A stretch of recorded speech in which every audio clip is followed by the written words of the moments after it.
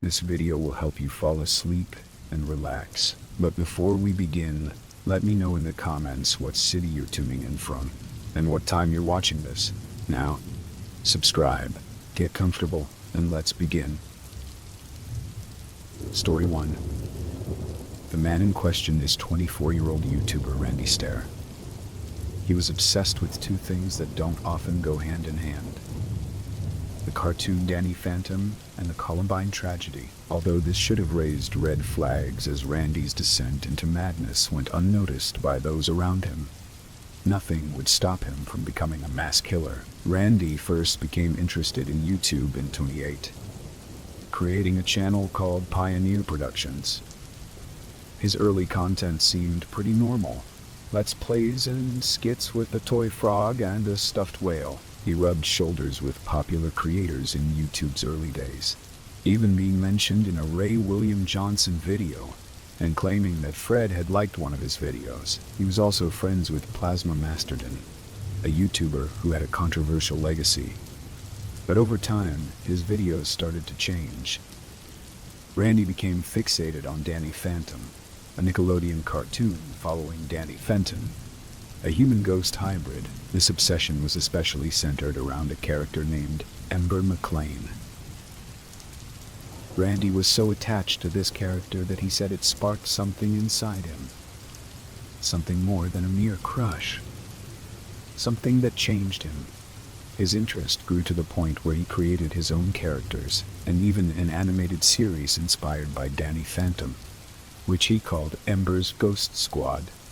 As he delved deeper into his fandom, Randy's behavior became more troubling. He had stickers of his characters on his car, and his obsession began to consume him. His early years showed signs of a darker side, though. Randy was a shy child who struggled with loneliness and had disturbing thoughts of death. He fantasized about boarding a plane that would crash, resulting in an instant death. Death was a recurring theme in the video games he played, and looking back, it's unsettling how these thoughts seeped into the videos he uploaded as a child. His loneliness followed him into high school. While he had a few friends, he never had a girlfriend or went on a date. His cry for help came in the form of writing stories in class where characters died gruesome deaths. Even more unsettling was that his teachers didn't seem concerned. Randy would later recount that he'd submitted multiple assignments where characters met violent ends, but no one took notice. Soon, Randy began investing more time into Pioneer Productions, and YouTube became his passion. He dedicated all his time to the channel. But during this period, he grew more isolated. His high school years were marked by disinterest, poor grades, and a hatred for his job at Weis Supermarket. By this point, Randy began to fantasize about setting himself on fire, like the cartoon character Ember, and taking his own life. However, something would happen that would affect him deeply. One of his brother's friends, Tom, died in a car crash. Although Randy wasn't particularly close to Tom, his death shook him. Randy later described it as the first time something truly messed him up. He became fixated on the idea of death, and his thoughts grew darker. Every year, on the anniversary of Tom's death, Randy would drive by the location of the crash. Then, tragedy struck again. One of Randy's newer friends, Matt, also died in a car accident. Randy wrote in his journal that Tom's death sucked the life out of him, and Matt's death killed him. He began to think obsessively about death, saying that no matter what you do, death is inevitable. Yeah, I think about that a lot too, which is weird. I think about death a lot. I take no shame in thinking about dying a lot. But I seriously do think about death all the time. And it's not a good thing. Death is not fun to think about. In a way, it's like an escape. For me, it is. Not long after, Randy himself ended up getting into a car accident. And it was like this event flipped a switch in him, causing his obsessions to spiral into an even darker, deeper place. Randy began to fixate on the idea of getting older, and this idea terrified him. This fear would eventually warp into a disgust for older people, And Randy decided that living past the age of 30 was pointless. It was here that he decided he wanted to die young and soon. There would be no possible way I could live until I was 60-something. Not a chance in hell. Honestly, I don't know how people get up every day and go to like a dead-end job. Come home, do the same exact routine every day, every weekend. How do you honestly do that? I was never able to compute it in my head. How do you live on this planet for decades upon decades upon decades? I honestly don't know how you do it. At the same time, Randy was developing some other strange ideas involving the cartoon character, Ember, writing in his journal, "I miss my cartoon-like form." Bodies in this dimension are tolerable, but they're nothing compared to that dimension. And that's when Ember came into my life. From that point forward, she never left my life again. Ever. He became convinced that, after he died, he would return to his true form, a ghost girl, just like Ember, and that he'd live on with the fictional characters he'd created in Ember's Ghost Squad, or Eggs. This was what Randy called his big realization, that he didn't belong here on Earth. He was actually a ghost girl, and the only way he could return to what he was truly supposed to be was by dying. During this time, he also began struggling with his gender identity, leading him to experiment with wearing bras. I guess what it came down to was I felt like I was like transgender or something. Like I felt like a woman the whole time, which spiritually I'm a woman. I'm a female soul, but I had to live in a man's body to do what I set out to do. That was my soul contract. That was what I was meant to do. He eventually stole clothes out of his mother's closet and cross-dressed when no one else was home.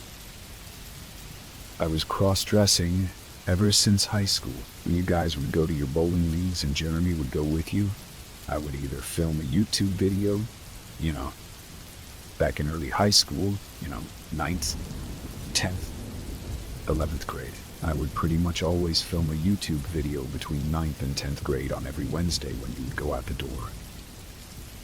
So I would either film a video or I would cross-dress, and that's something I've kept to myself my whole life. I never told anybody about this. He wrote in his journal, "I sit here alone on my bed full of emptiness. I'm wearing my girl clothes with my legs crossed. Why am I damned to spend 2 to 3 decades in this disgusting body? I'm not a man. Sorry, Mom and Dad, but I'm not sorry. I'm a woman. Each and every day it gets harder and harder to live in this body. I'm wearing my female natural selection shirt with my American Eagle bra, panties, and black leggings. I guess the proper term would be transgender. But I don't even fully agree on that. I'm legit a girl trapped inside a boy's body. I'm a femme soul." Randy began taking action to change his appearance in order to better match his ghost girls. He skipped meals when he could, surprised that his family didn't notice, and started shaving all of his body hair with a woman's razor. At first, he hid his razor in a drawer in his room, but then, for some reason, decided to keep it out in the open. Again, he couldn't believe that no one noticed. Perhaps it started to seem to him like nothing he did really made a difference. Maybe he started thinking he'd need to do something more drastic to get people's attention. Every year in my life since 2013, I just felt more and more feminine. Can't even explain. Look at the bathroom. Look at where my stuff was. You'll see there's a girl's Venus razor there. There's the skintimate stuff that girls use to shave their legs and arms with. Every 3 days since like 2016, I've been shaving my arms and legs. An entire body, every 3 days. Just one thing I'll say is like that white stain on the floor. Like that splotch you'll see on my carpet. That was an Ember thing. I wanted to make my skin as white as possible to look like her. I wanted it to be completely white, so I bought this body paint, which was like... I don't even know what it was. It was like latex. Like it becomes like glued to your skin and you gotta peel it off, and it got on the carpet, and then it got freaking in my body hair, which like almost never came out at the time. what little body hair I had at the time anyways, but that stuff never came off. It's funny. You know, you're oversleeping, and here I am at 3 in the morning, covering myself in this latex. Randy's inner turmoil was far from over, and although his passion for Ember would continue to intensify, it wasn't long before he was forming a new obsession. The Columbine High School Massacre. He began frequently posting on a Columbine forum and participating in different threads, even a thread for sharing Eric Harris and Dylan Klebold memes. One post that caught his attention read, "I know the students finished the 1999 school year at a nearby school, but I was wondering if they still had to complete their final exams. What about exams for the injured? It'd be so mean to make Patrick take them after he got out of the hospital." Randy replied, "I never thought about that, haha." Tests had to be the last thing on the surviving victims' minds. To me, Randy just seemed like one of those people who, when he's interested in something, he dives in head first with an almost uncanny hyperfixation.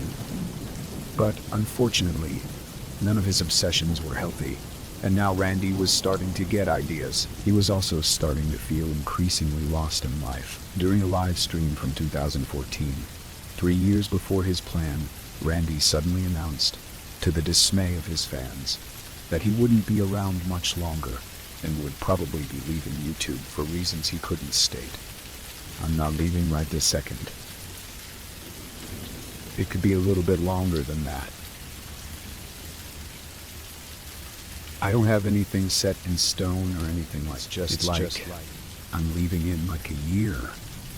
He ranted about how his YouTube channel was all he ever wanted to do, and how graduating from college for mass communications was a waste of 3 years, because it was a field he said he would never enter. He had his passion for YouTube, but after working at it for 6 years, he was sure he had failed.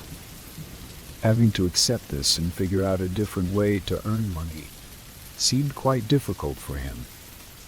You know, it's not really, YouTube's not a job or anything like that, but it really is like I have 2 different jobs in my life, and having to balance each one.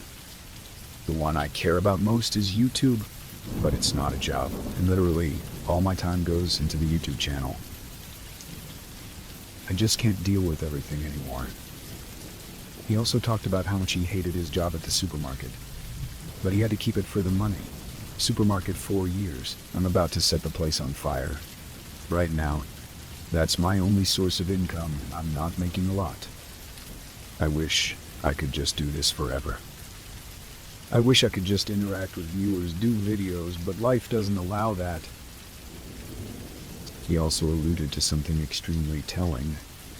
There's so much more than just like real-life problems. There's other stuff too that just what's in my head of what I want to do, and just things I don't want to say publicly because it would hurt a lot of people. But somehow, even after this pessimistic live stream, Randy said that 2014 ended up being one of his best years, and so he held off on planning the grand escape from his human body. However, but before he could do anything, he wanted to finish the EGS animation project he'd been working on. That, and he needed a weapon. He thought he'd be able to go forward with his big plan in September, figuring he'd finish his project by then. He tried to figure out a way he could decide the date based on coding. The letters EVs. E being 5, G being 7, and S being 19. Placing his big plan for 5/7/19. But as the days went by, he realized he couldn't wait 2 years. He wanted to die so he could become the ghost girl that was clawing to get out. 14, 13, 12 days away from doing this. You know, this is it. There's a lot on my mind. If you were in my position, you'd have a lot in your mind too. Every day I have to make count. You know, this is it. Just under 2 weeks to live. You got 2 weeks to live. What do you do? Goddess forbid if somebody does see me blocking the exits. I don't know what I'd say. I don't know what I'd say. I don't know what I'd say. I'm tired of the same old routine. Tired of everything but my girls. That's really it. In the meantime, Randy began filming a set of tapes for his parents to view after his death, planning to post them online just before he struck. He ranted in his journal about how much he hated humanity, and how he was a self-described narcissist who enjoyed watching the tapes of himself over and over again. Pages upon pages of the journal were dedicated to rambling about the Columbine massacre, as he described again and again how he was sucked into the world of Columbine, and how he felt a special connection, especially to Eric Harris. He also revealed he was extremely homophobic and racist, writing extensively about his hatred for gay people. His goal to finish the animation project before he died wasn't working out. He complained in his journal that the voiceover actresses he hired weren't going fast enough. And he freaked out when an animator didn't want to work on his project because he wasn't comfortable with the theme. See, Randy's animation project was called The Westboro High Massacre. So all things considered, it's weird enough that he found anyone comfortable to even voice act for it. Still don't have it. I sent the script in March. It's June 2nd. Where's my voiceovers, Laura, that I paid for? Where are they? Better have that voiceover by Monday, Laura, or you're dead. It makes you feel like you don't even matter. Remember that when you work with people in the future. I expected to have this months ago. At least say what's going on so I know. It makes you feel like you don't matter. What the ever? People are worthless sacks of nobody cares until you're dead. It's the sad truth of life. Watch all my social medias. I can't believe he's dead. I'm so sad. I loved his videos. You haven't seen Jack on my social media since, and after this happens, people be like, mate, it's always happened with my fan base. As much as I love my fans, no one said Jack to me until I said something big like, oh, I'm leaving. If nothing major was happening, it was like, people can say they care about me all they want. You didn't show it. But I was subscribed to you for you. Who cares? You never said anything. People say they care.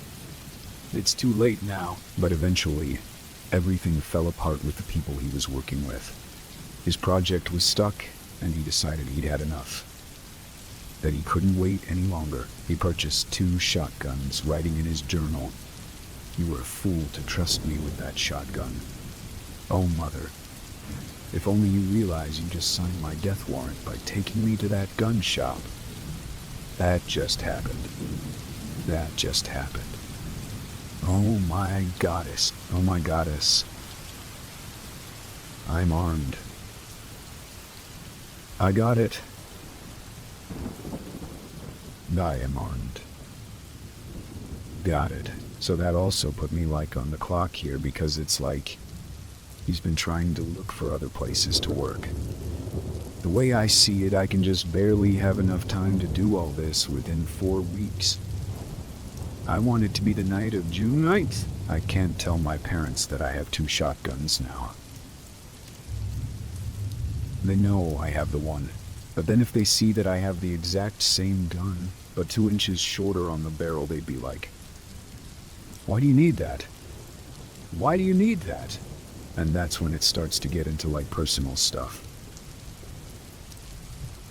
Like, why do you need 2 shotguns? You're scaring me. Please don't start buying more guns, you know. I have all the pieces.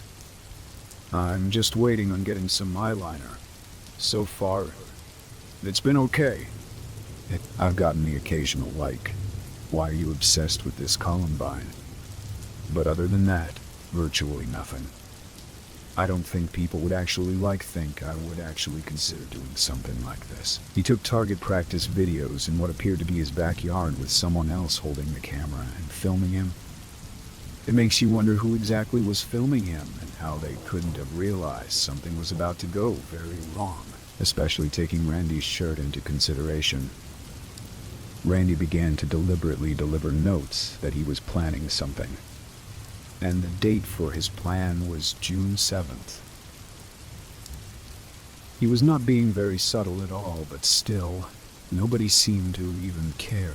In his journal, Randy seemed almost disappointed that his parents didn't notice he was planning something. He wore his natural selection shirt time and time again, and was shocked that his parents didn't catch the reference. But Eric Harris had a white t-shirt, black text, natural selection. I bought 3 of them, yet none of you knew what it meant, which blew my mind.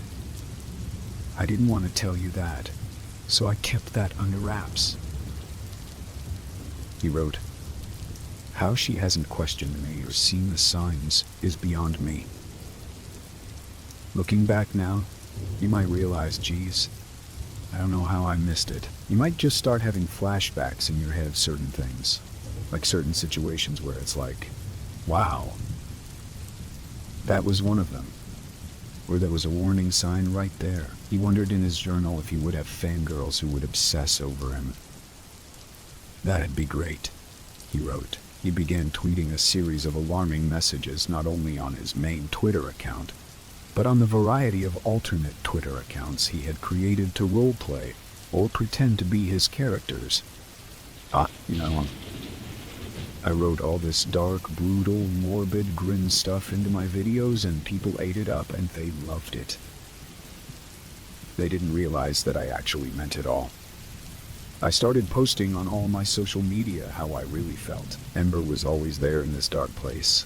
Like I mentioned, she fueled me to do this. It was like she told me to do this. Do it for the Ghost Squad. We need more souls. He even convinced himself that one of his own fictional characters he had created, Mackenzie, was his soulmate. He drew himself as a ghost girl with Mackenzie holding hands, captioned, "Loved this girl." Posing as these characters on multiple Twitter accounts, he took on their personalities and pretended he was all of them tweeting at each other. But really just at himself. Before Randy's big plan, the Ember Ghost Squad Twitter account tweeted, "If you think your body is ready for June 7th, then you're gravely mistaken." As the days counted down to his plan, he posted under his Mackenzie account, "I can't take my eyes off the countdown clock. Andrew isn't crazy, just caught in the middle of 2 worlds and dimensions. People don't see or understand that. Looking back on these Twitter accounts just feels weird, as you're looking in on Randy's alter egos. Randy made his character Mackenzie calm and shy, while he made his other character, Rachel, violent and angry. And speaking through his characters, he would tweet back and forth about his plans in the wide open for everyone to see. The only thing I can think of is maybe people assumed the edgy and haunting content of Randy's posts was his way of getting into the ghost-themed characters. But to him, the pretending had ended a long time ago. What was most notable about his accounts was his character, Rachel's clear obsession with Columbine. His 2 worlds were now intertwined. Randy was completely lost in his fictional world, convinced he would die and come back as one of his characters. His fantasy would spell his doom. As his social media antics continued, and time slowly ran out, it should have been obvious to anyone following his accounts that something was terribly wrong. Randy wanted to go out with a bang. In a sickening twist, he decided it would all come down to a coin flip, whether he would commit a massacre at home or at the supermarket where he worked the night shift. This is what happened. "I've got a 1983 quarter here," he posted. "You believe in fate. Here's the fate test. I'm gonna flip this 3 times, best out of 3. Heads, they do it here. Tails Supermarket. He flipped the coin. Tails. That means there's gonna be a loss of a human life. Besides my own. Possibly more than one.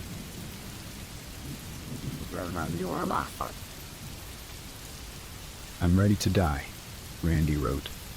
6 more nights. It'll all be over. You hear that? That's how quiet it's gonna be in my house for a week. I want to know how everyone's gonna take this. How much they'll cry.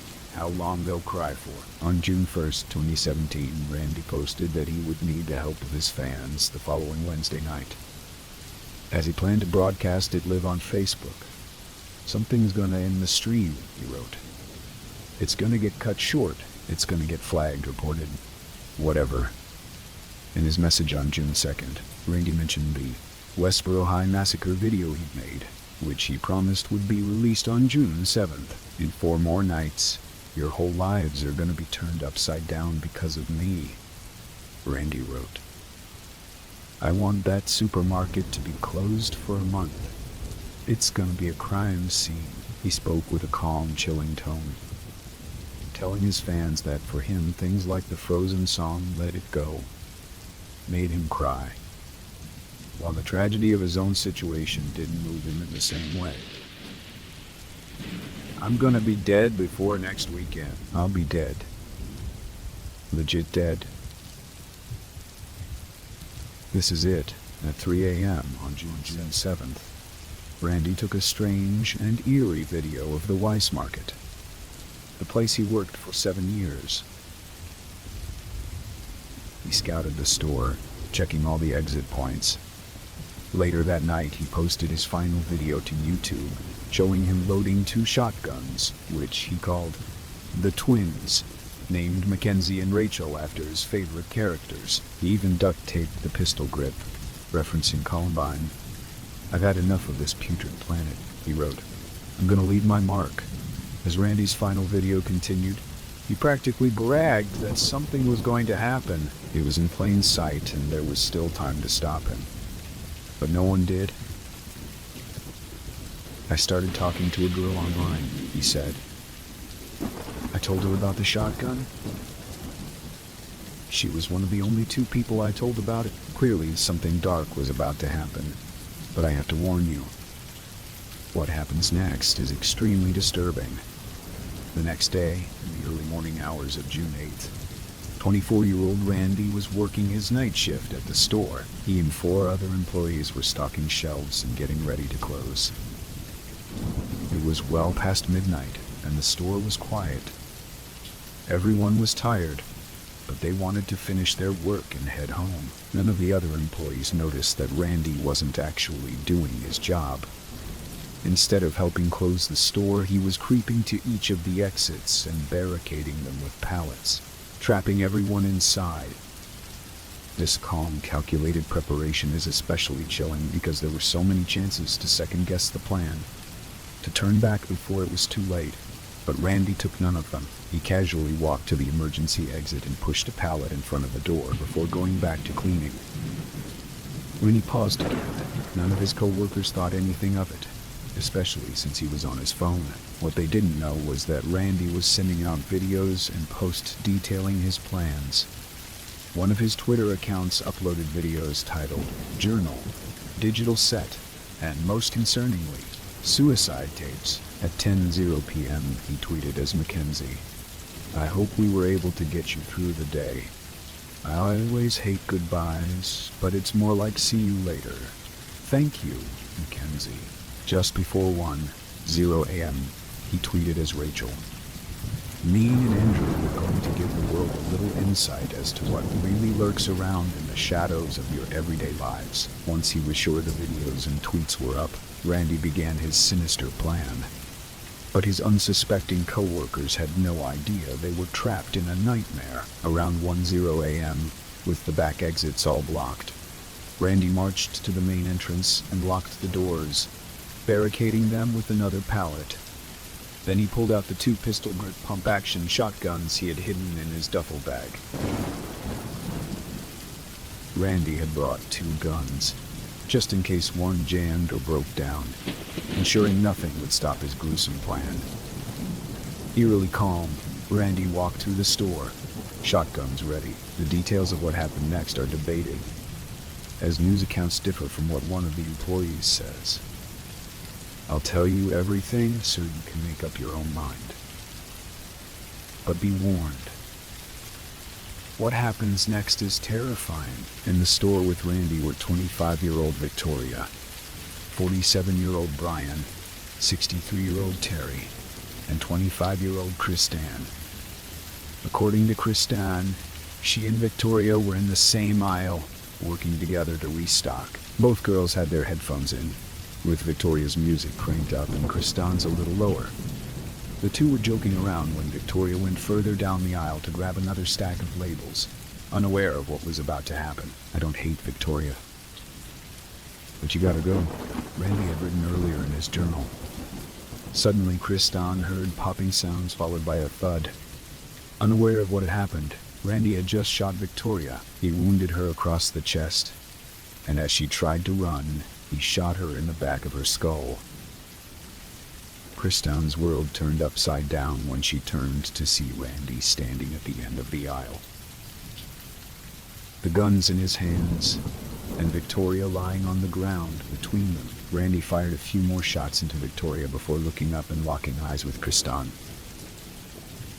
For a few seconds, they just stared at each other, Kristan's feet rooted to the ground, her mind racing. Randy must have debated killing her. Instead, he just turned and walked into another aisle.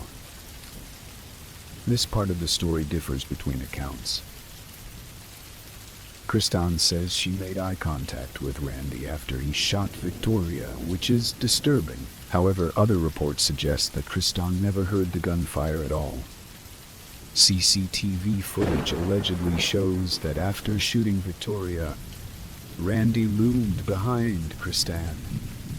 Just a few feet away, she had no idea he was there, and Randy stood watching her for 5 seconds before turning and walking into the next aisle. Both versions are chilling. In the other aisle, Randy found Brian. He shot him from a distance, hitting his arm, groin, chest, and the right side of his head. 3 of the 5 shots Brian received were fatal. Randy also hunted down his oldest co-worker, Terry Sterling. At this point, Terry probably heard the gunshots and tried to flee. He was shot twice in the back and shoulder. According to Kristan, she still hadn't moved. She was frozen in fear, convinced that what she had seen was a bad prank. But how could it actually be real? When she finally managed to move, she ran to check on Victoria, shaking her in an attempt to wake her up. Though Victoria still had a heartbeat, she was in critical condition. Kristan realized she needed to get help. Not knowing where Randy was, Kristan called 911 on her phone while still in the aisle. Unfortunately, it was too late to save her coworkers. She ran toward the self-scanners in the store. But as she did, she heard more gunshots. She couldn't see Randy's location, and as she moved further into the store, she was dangerously exposed, uncertain of what would happen next. When Kristan spotted Randy with his back turned, she made a break for the front door, reaching past the pallet Randy had used to block the exit. She unlocked the door, but as she tried to push it open, her heart sank. The door wouldn't slide. Panicking, Kristan slammed her shoulder into the door until it finally popped open. She ran outside and into the parking lot, though a brief wave of relief washed over her. Kristan knew she wasn't out of danger yet. Her instincts told her to run for a car, but when she saw Randy's vehicle, she chose to avoid it and kept running up a hill. She found a bush to hide behind, waiting for help to arrive. Meanwhile, inside the store, Randy was still finishing his plan. Though he had shot all of his coworkers except Kristan, he now opened fire on some of the merchandise, shattering glass around him. He shot at a few small portable propane tanks, hoping they would explode and destroy the store. and him with it. But the tanks didn't explode. Randy continued to fire randomly, then decided he had met the end of his thorough plan. Just as calmly as he had walked through the store, Randy entered the deli section and took his own life. In a matter of minutes, 59 bullets were fired, all from just one of the shotguns he had carried. His last tweet read, "Goodbye, humans. They'll miss you." All 3 of Randy's co-workers died from their wounds. Only Kristan managed to escape. Even when discussing her flight from the store, Kristan still couldn't understand why Randy hadn't shot her. We may never know why he chose to spare her, but it's possible that the fact he mostly shot from farther away indicates he was trying to distance himself from the violence. After locking eyes with Kristan, he couldn't bring himself to pull the trigger.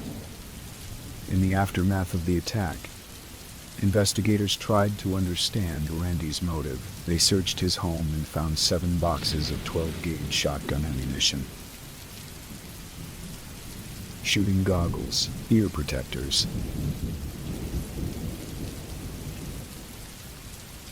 and a shotgun buttstock.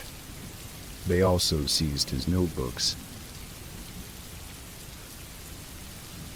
filled with drawings, and these items painted a clear picture of Randy's declining mental health and struggle with his gender identity. The most telling evidence, however, was the collection of tapes Randy released in the year leading up to the massacre. These tapes revealed strange details about his plans. Randy was acutely concerned that his parents would throw away his posters after his death. It's baffling to think that in the middle of planning such a horrific act, his biggest worry was whether his posters would be kept. One of his videos revealed just how narcissistic he had become. One thing I honestly hope you guys do, give these posters to fans. You know, this room was something special. The posters completely border the room. It looks amazing in here. If you really think about it, it's very unique. I mean, you will have my phone, and you can post on my social media. Would anyone want these? I autographed the back of them. They're worth something. But the most chilling aspect of the tapes was Randy's apparent belief that nobody noticed the warning signs, especially his parents. He seemed baffled that no one had intervened. The warning signs were always there. They were there from the beginning. You can always say, what if, what if, what if, what if? What could we have done? How did we know? It was all there in front of your face. Welcome to reality. In his final videos, it was clear that Randy had lost all touch with reality. He even stated that he believed the cartoon character Ember was a goddess. I believe in a goddess, which is Ember. He went so far as to document his anticipation before carrying out his plan, sitting in his car and discussing how his co-workers were blissfully unaware of what was about to happen. The tapes were hours long, and they revealed just how meticulously Randy had planned everything. Not only had he planned who would be working with him and made sure he had 2 guns, but he had also pre-scheduled videos to be uploaded in the hour leading up to the shooting. In his last email, sent less than an hour before the massacre, Randy thanked the actress who voiced the cartoon character Ember. He told her that by the time she read the email, he would be dead. Clearly, Randy's priorities in his last moments were strange and unsettling. What's even more disturbing is that Randy claimed his videos had a higher purpose. He spoke about a Westboro High massacre and hinted at his belief that upon his death, he would cross over into the animated world. While the details of his plans remain unclear, it's evident that he had a twisted purpose behind the carnage he orchestrated. This, however, wasn't the end of the story. Randy didn't think it was the end either. All the videos he uploaded told his side of the story, and his tragic, disturbing plan played out exactly as he envisioned. Randy's Twitter bio even claimed he was speaking from before and beyond the grave. Watching his videos, it became clear that there was a slow progression from the funny and goofy guy in his earlier posts to the monster he became on the night of the shooting. It was surreal to watch the Westboro High Massacre video myself. It begins with a swear-filled rant before showing Randy readying two rifles. Rifles he would later use in the shooting. The video even includes cutaway scenes of him in the grocery store, which would later become the crime scene. The scenes of the store were disturbing, but even more unsettling were the sections of Randy playing on a schoolyard playground. What made the video even more bizarre was its overall poor quality, which drew ridicule from hundreds of viewers in the comments. In fact, Randy went so far as to include a tribute to himself in his final video, featuring clips of him playing with sad music playing underneath. It's strange to consider why Randy targeted the supermarket. In his journal entries, he mentioned that targeting the supermarket felt lame, but he did it anyway. In one of his videos, he explained that his father was a manager there, and the two had a strained relationship. Once I started having lousy grades and applying for jobs, I hated him. Didn't even want to look at him. All he cared about was me getting a full-time job and moving out of the house. I knew I was never going to. It was a prime example of someone who could be nice and happy one day, but then tell you to straighten out your life the next. I thought I could be bipolar, but good Lord, I hate my profession. I want to quit. Find another job. That's what you tell me to do. You hated your job for years. What did you do? You took it out on your family. Way to go. That's definitely the answer to all your problems, isn't it? When's the last time you said you were proud of me? When's the last time you ever said, I love you? What's even more chilling is the autopsy report, which provided some unsettling insights into Randy's final moments. The report revealed that Randy was wearing black makeup at the time of his death. Makeup that resembled the swirls around the eyes of Ember from Danny Phantom.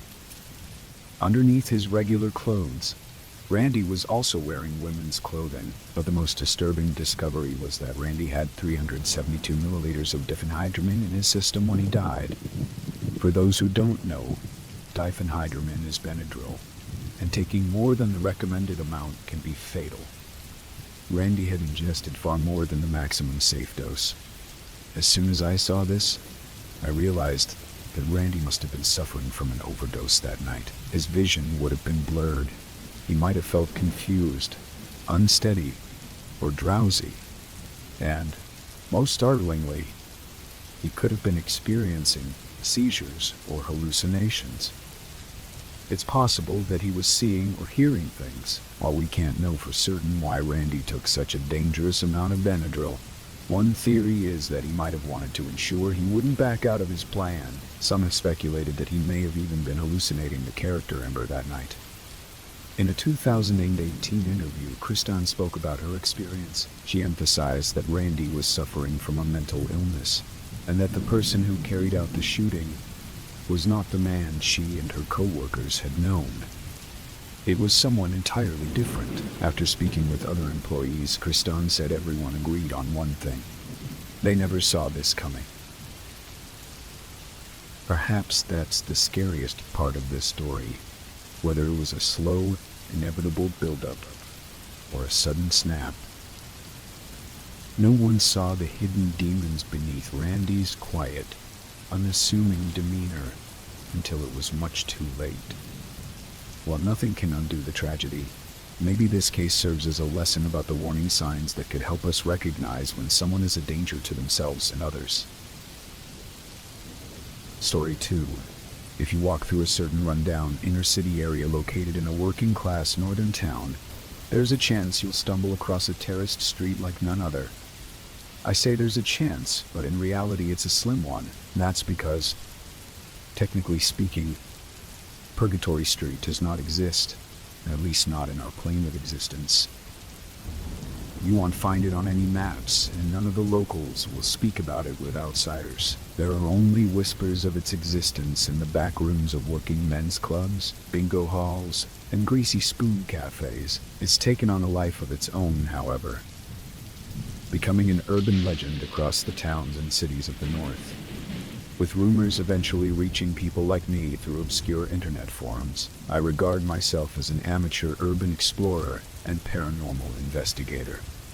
Most of my family and friends say I have too much time on my hands and I'm wasting my life chasing after ghosts and ghouls in abandoned buildings and dark country lanes. And after years of dead ends and disappointments, there were times I thought of giving up my unusual hobby. But then I walked the street, and my life changed forever. I would like to say there's some set of rules or magic formula you can follow to visit the street. If there is such a way, nobody's ever been able to identify it. In the real world, the location is wasteland. A gravel-covered empty lot plagued with weeds, rats, and assorted rubbish. It's unclear who owns the land. The council has nothing to do with the site, and no private developer has ever tried to build on it. When you ask the local residents about the land, you'll receive a stony response. It's as if there's a conspiracy amongst the residents to keep this dark secret from the outside world. And they will react with hostility whenever someone like me comes around and starts asking questions. There's no set time or date when you can turn up, and the wasteland magically transforms into the paranormal street of legend. Some say that the street chooses you, only allowing a select few to walk its cobblestones. In any case, 999 out of 1,000 times you'll visit the location and find nothing but weeds and piles of dumped rubbish. But, despite numerous disappointments over the years, I kept on returning. I guess there was something pulling me back to that place, and in the end, my persistence was rewarded. But, as the old adage goes, you should be careful what you wish for, because you might just get it. It was almost midnight on a cold Saturday evening when the street finally opened up to me. I almost didn't go that night as I was exhausted after working a double shift in my day job. But I still braved the elements and dragged myself out to the site. And when I saw it, my heart almost jumped out of my chest. The strip of wasteland was gone, inexplicably replaced by 2 rows of red brick terraced houses set along the street paved with old-fashioned cobblestones and dimly illuminated by gas lamps. It was as if I was looking back in time, casting my eyes upon a working-class street of the industrial era. But this wasn't what concerned me the most. The entrance to the street appeared as a transparent, liquid-like portal, a doorway to another dimension or plane of existence. I stood there in astonishment for some time, barely believing my eyes as I realized I was looking upon another world. I was briefly distracted by the sounds of joviality and so turned around, looking across the real street where I stood and seeing a young couple staggering along the pavement. Presumably returning home after a night out, they looked at me suspiciously, whispering and sniggering to each other as they passed. I realized they couldn't see what I could. Otherwise, they would have reacted very differently. This vision was only meant for me. I waited until the drunken couple had disappeared from sight before turning back towards the mysterious street. For a moment, I was unsure how to proceed. The accounts I read from the few who'd claimed to have visited Purgatory Street were typically vague, and so it wasn't clear how one would enter and exit the supernatural realm. The membrane, or whatever it was, looked inviting, but appearances can be deceptive, and I didn't know whether I could safely cross over and make it back again. Part of me felt like turning around and leaving. I had seen that Purgatory Street did exist after all, and perhaps this was enough. But no, I'd come this far and knew I couldn't give up now. So, I took a deep breath and stepped forward, cautiously lifting my arm and putting my hand through the membrane, watching in astonishment as the surface rippled like a pond of water broken by a dropped pebble. I saw my hand on the other side, relieved that it was still connected to my body. Reassured, I continued to walk, submerging my entire form in the liquid membrane. For a second, I couldn't breathe, and so feared the worst. But then I emerged on the other side, stepping out onto the cobblestones of Purgatory Street, relieved. I breathed the air, sensing that it was somehow different to my world, but not really understanding why. Still, It was a case of so far, so good. But now I had crossed over, I needed to make sure I could make it back. Without turning around, I took a step backwards, and then another, once again passing through the portal, before finding myself back on the real street in the mortal realm. I was afraid that I wouldn't be able to return, but thankfully this wasn't the case, as I could step across and back without any problem. And so, after all these years of trying, I had finally discovered something extraordinary. I was very excited but also nervous, not knowing what lay before me or how long the portal would stay open. But I was determined to explore the street and uncover its secrets. And so I moved on without delay. And this is what I saw. The street itself really is like a throwback to a bygone era. It's difficult to place it precisely in the historical context, as there are a number of anachronisms. What you do see when you first step foot onto the road is rows of 2 up, 2 down terraced houses on either side of the street, their front doors opening right out onto the pavement. The lamps lighting up the road appear to be gas rather than electric, although I have no idea who maintains them. In addition to the houses, there are 2 establishments of note, a corner shop and a backstreet pub, the types of small business that are sadly disappearing in the modern world. At first glance, the street has a quaint and almost idyllic appearance. But as you've probably already guessed, this small community holds many dark secrets. As I've already explained, the top of the street is a portal leading back to our world. The other end, however, well, that was something of a mystery. When I looked down the road, I saw a thick mist beginning just after the last set of gas lamps. It formed a thick membrane that I couldn't see through, and it was disconcerting to think about what lay on the other side of the fog.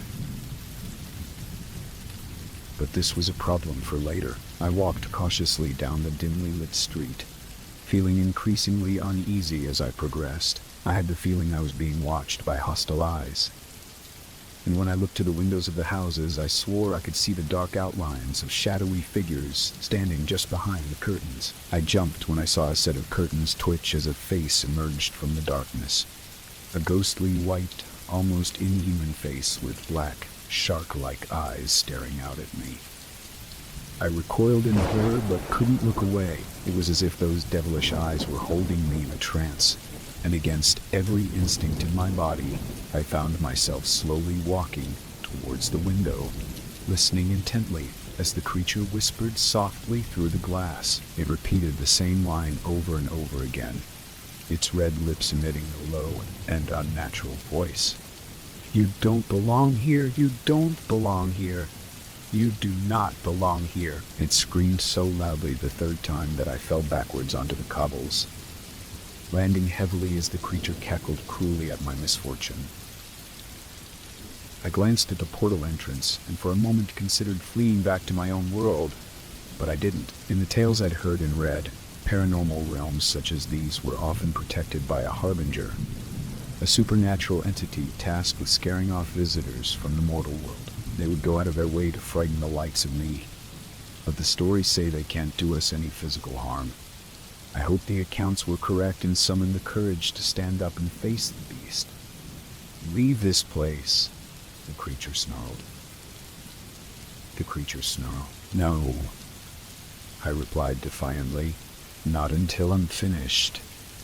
It reacted with anger, its eyes widening and fangs exposed as it hissed like an angry cat. For a moment I thought I'd made a terrible mistake, as I imagined the beast smashing through the thin glass and devouring me right there on the cobbles. But instead the creature retreated, snarling once again before it disappeared behind the worn curtains. I breathed a sigh of relief as I turned back to the street, reacting with surprise when I saw 2 figures standing on the pavement watching me closely. They were 2 elderly ladies dressed in heavy winter coats with shawls covering their heads. Their hair was white and their skin wrinkled, but the ladies had eyes filled with expression and intelligence. I noted how both carried wicker shopping baskets covered with kitchen towels, and they were stood on the pavement outside the doorway of No. 7. "Good for you, son," called out the woman on the right. "Good on you for standing up to that vile thing. It's high time you got taken down a peg or two." I soon realized she was talking about my encounter with the entity in Nowhere 3 and wondered what she knew about it. But part of me was afraid to ask. "Thanks," I muttered as I cautiously walked across the cobbles towards them. Both women seemed friendly enough, greeting me with smiles and waves. However, this was far from a normal situation, and I suspected the old ladies were not what they appeared to be. Nevertheless, I had embarked on this quest knowing the risks and had a feeling these women could provide me with some answers. "I'm Mavis," said the first woman, "and this is Alice. Nice to meet you, young man." I nodded my head and smiled thinly.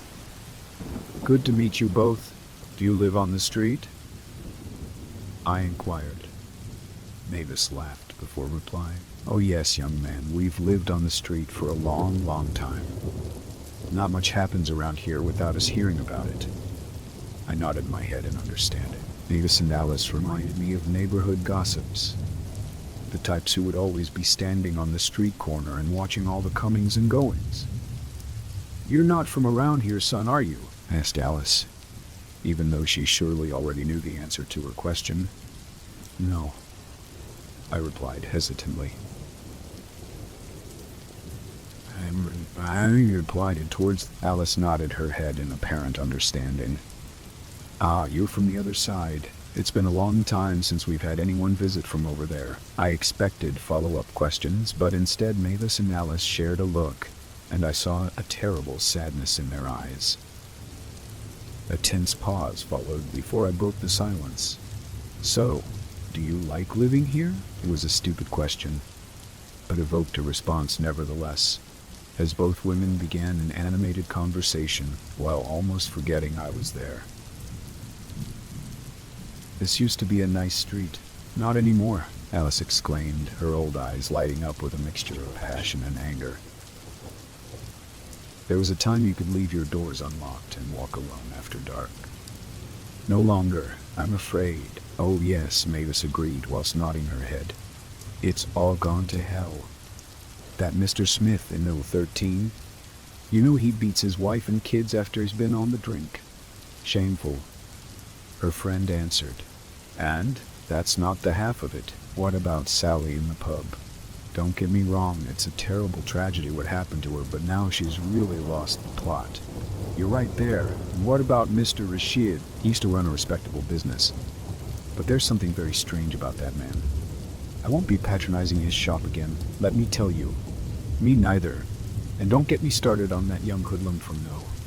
33. They're calling him Billy the Kid these days. Did you know that? God help us. He's watched too many of those damn Western films, I suppose. No discipline in that household. They let him run wild, terrorizing the whole street. Where's it going to end?" My tired brain was nearly fried with this deluge of information. I wanted to ask for more clarification about the street and its residents, but fate intervened. I saw the projectile out of the corner of my eye, ducking instinctively as it missed my head by mere inches. Next, I heard glass shattering against the cobblestones. I looked around and saw a young boy of about 11 or 12 wearing shorts, a ruffled shirt, a peaked cap, and with a thick scarf tied around his neck. There was a wickedness in his eyes, as he laughed cruelly, although I suspected he was disappointed that the bottle he'd thrown missed its mark. Mavis waved her fist at the boy and shouted in anger, crying, "Damn you, Billy, you're a bloody menace." Alice calmed her friend down, placing a firm hand on her arm before saying, "Come on now, Mavis. Let's get indoors before it gets worse." And with that, they escaped into No. 7, slamming the door shut behind them and leaving me alone on the pavement. Shocked at the lady's sudden retreat, I shot the boy an angry glare, only to be met with a one-fingered salute and more mocking laughter. I lost my temper at this point, shouting, "You little idiot, come here!" The boy started to run and I foolishly chased after him, not stopping to think that it could be a trap. I saw him darting into a doorway and disappearing from sight. I followed, only briefly looking up to read the sign hanging above the door which read, "Enter Rashid's newsagents and grocers." And I noted the miniature flags, newspapers, and stacked cans displayed in the shop's window. I entered through the door and scanned the shop's interior, frantically searching for the boy but not finding him. But by this time, Billy the Kid was the least of my concerns. There was something very wrong with this corner shop that quickly became apparent to me. The first thing that hit me was the awful smell, one of rot and decay. It was so bad that I almost retched. And then I realized I was being watched. I slowly turned around and saw a man who I guessed was Mr. Rashid, a middle-aged, bearded fellow of South Asian descent. He had a wide, unnatural grin which seemed to be painted onto his face. This was disconcerting, but what really concerned me was the striped apron he wore over his clothes, which I noted was covered in bloodstains. But Mr. Rashid ran a grocery shop, not a butcher's. The shop owner greeted me amicably, at least on the surface, although I could tell there was a sinister undertone to his words. "Good evening, sir. Welcome to my humble store. And how may I help you today?" His greeting took me off guard, and for a moment, I struggled to find the words to respond.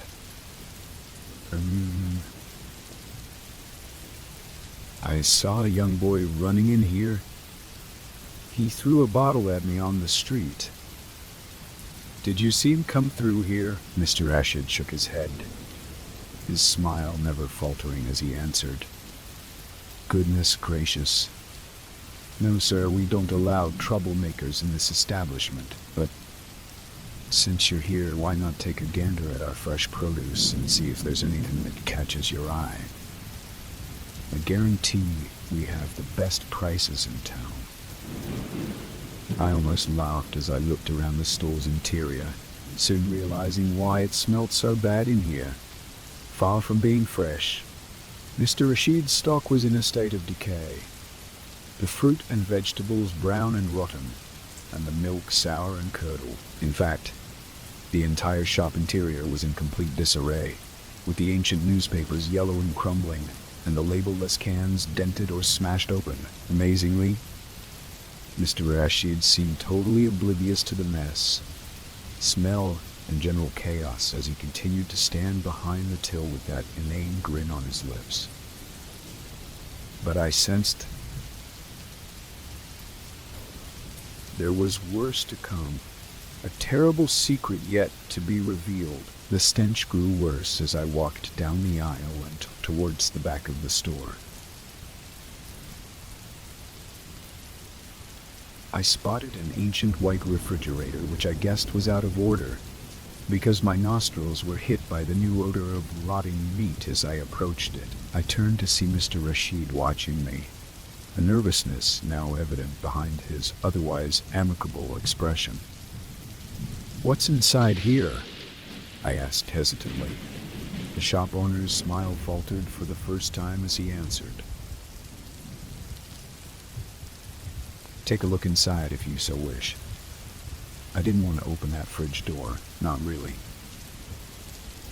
But I felt compelled to do so. Reaching out with a shaking hand, I slowly turned the cold metal handle and pulled the door open, recoiling in horror at what I saw. The shelves inside were packed with rotting meat, the fridge's mechanism broken, and the meat infested with maggots and black flies. But as disgusting as the sight and smell was, this was not the reason for my horror and revulsion, because stacked on the shelves were arms, legs, internal organs, and a human head, its eyes missing from their sockets and its mouth open and full of wriggling maggots. I retched, retreating in utter disgust as I turned away from the revolting scene. And I glared back at Mr. Rashid, whose face was now filled with guilt and shame. I continued to stare at him in disbelief, remaining silent as he stuttered out his confession. "You have to believe me.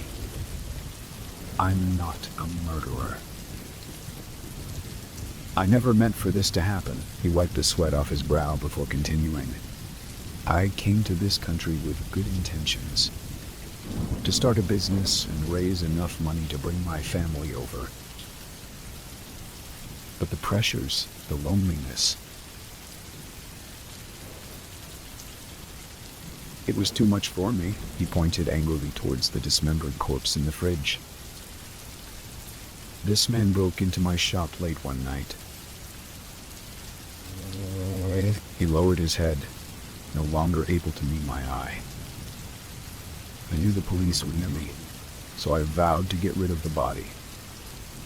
Please, sir, you must believe that this was never my intention. Tears were rolling down Mr. Rashid's cheeks as he finished his sorry tale. I was left speechless upon hearing his tragic confession. What did he want from me? Redemption or absolution? I could give him neither. Instead, all I wanted to do was escape from this hellish corner shop, and so I looked past the grieving Mr. Rashid and to the door. I feared he wouldn't let me go now I knew the truth. But suddenly there was a distraction, as a half-brick smashed through the shop window, showering the interior with shards of sharp glass. Mr. Rashid screamed as if in physical pain, crying, "Leave me be! Leave me alone, damn you!" I took the opportunity given to me, running for the door and darting back onto the street, leaving the stench and death behind me. I found Billy there waiting for me, soon realizing that he'd thrown the brick that had smashed Mr. Rashid's window. The kid continued to mock me as he ran down the cobblestones. I followed him, although I no longer. His brick attack had allowed me to escape from Mr. Rashid's shop, and I now wondered whether he was guiding me down the street, acting like some kind of cross between a hooligan and ferryman. In any event, I decided to keep on following the boy, even though I feared where he would lead me. I watched as the lad dashed into a doorway halfway down the street, but I paused before entering, seeing the sign above the door which read, "The Bucket of Blood." The windows were frosted and the swing door closed as the boy disappeared inside. I soon realized that, despite its unappealing name, this establishment served as a local public house, a backstreet boozer of the sort you used to find all over working-class areas. Based on my experiences thus far, I didn't know what to expect when I entered the pub. As soon as the door swung open, I was hit by the smell of tobacco smoke and stale alcohol. Not the most inviting of aromas, but certainly an improvement on the rot and decay in the corner shop. At first glance, the pub's interior was surprisingly ordinary, adorned with wooden fittings, neat little booths, and with a bar stacked with label-less bottles of liquor and beer pumps. The walls were decorated with old black and white photographs of dour-faced workers and their families, and all seemed to stare down at me in a somewhat sinister fashion. The room was almost empty, the only patrons being 3 burly men drinking at the end of the bar, all wearing dirty overalls, and with hardened looks on their faces as they sipped from their pints. They ignored me as I walked up to the bar and was greeted by the proprietor. "Evening, love. What are you having?" she asked. I looked to the woman serving me, a lady in her mid to late 30s. She was attractive, wearing makeup, and with her blonde hair done up in a neat bun. She wore a white lace blouse and dark skirt and shot me a friendly wink and a smile, her eyes green and passionate, although there seemed to be a sadness behind her welcoming demeanor, and I sensed there had been tragedy in her past. Nevertheless, I took the landlady up on her offer, taking a stool and replying, "A pint of bitter, please." "Sure thing, love," she replied with a smile, grabbing a clean glass and pouring my beer. "You're Sally?" I asked sheepishly, remembering the old lady's conversation. "That I," she replied. "And we've been expecting you, love." "Yeah," I answered in confusion. "Oh yes, news travels fast on the street, and it's not often we get visitors from the other side." She laid the pint down on the bar in front of me. "On the house, love." "Oh, thank you," I replied. "Not a problem, love. But just remember, this is a local boozer, and we're a tight-knit community. We look after our own around here. Now, I'm not saying you're not welcome, love, but just make sure you behave yourself." Her expression had become more hostile, and I could tell she was giving me a warning. I struggled to find the words to reply, but Sally had already turned her back on me, and she diverted her gaze to a framed photograph hanging behind the bar. I glanced across, feeling like I was intruding on a private moment. The picture showed a smiling and happy Sally on a beach, alongside two laughing young children in swimsuits. A boy and a girl. There was a tear in her eye as she looked upon the photograph, and I wondered what the story was behind the picture. Just then, the pub door shot open, and a newcomer entered. I looked up to see a dark-haired man dressed in work overalls, muscular and with rugged good looks. He grinned as he approached the bar, exerting an arrogance as he swaggered up to his stool and put in his order. "Evening, Sally. My darling, my usual, please." The landlady shot him a look that could kill before responding. "All right, Neil. I don't want any trouble tonight. Do you hear me?" Neil simply shrugged his shoulders, shooting Sally a wink as he said, "You know me, darling. I'll be as good as gold." Sally snorted but poured him his pint nevertheless. I was getting some bad vibes off this bloke and tried to avoid his eye, but Neil looked over at me and started a conversation. "Hello, mate. Neil Smith is my name. You must be this fellow from the other side we've all heard so much about." "Yeah, that's me," I confirmed, wondering how every person, spirit, or entity on this street knew all about me. "Welcome to the neighborhood, my friend, although I've got to warn you, it's bloody dead around here." He laughed boisterously at his own joke while I smiled awkwardly. Next, Neil glanced across at Sally, who was once again staring at a family photo behind the bar. "Still living in the past, Sally?" he sneered. "About time you moved on, I reckon." The landlady shot him a furious look and spat out her angry rebuttal. "Go to hell, Smith." She retreated to the back room and Neil smirked cruelly. "Are those her children?" I asked, pointing up at the photograph. "They were," Neil replied. "The poor blighters died in a fire." "Jesus," I swore, suddenly gaining some understanding of the landlady's pain. "Aye, it was a tragedy, all right," said Neil, shaking his head. "I have kids myself, you know. It would be terrible to lose them like that. Still, you should see what old Sally did to the lad who set the blaze. She got justice for the wee ones, don't worry about that." He laughed again as he took a gulp from his pint. I saw a sour expression come across his face as he stared at his glass. "How's your pint?" he asked. I answered in confusion, although in truth I hadn't touched my drink. "Nah, mate, the beer is off. I'm sick of this piss water. I work hard all day to provide for my family, and this is what I get." "Sally!" I was shocked at how angry Neil had become as he descended into a furious tirade over something as trivial as a pint of beer. "What is it now, Smith? The pint is off. I want a new one." "There's nothing wrong with my beer. Quit complaining." Neil slammed his pint down heavily on the wooden bar, spilling about a third of it liquid, and he snarled his next words through clenched teeth. "Clenched teeth. Get me a new pint, you bloody idiot." I gasped, astonished at how fast this had escalated. But I watched on as a stone-faced Sally lifted up the pint glass, calmly lifting it above the sitting Neil and emptying the contents over his head. Once Neil recovered from his shock, he launched himself across the bar, reaching out to grab Sal's throat. I jumped up from my stool, thinking I had to intervene.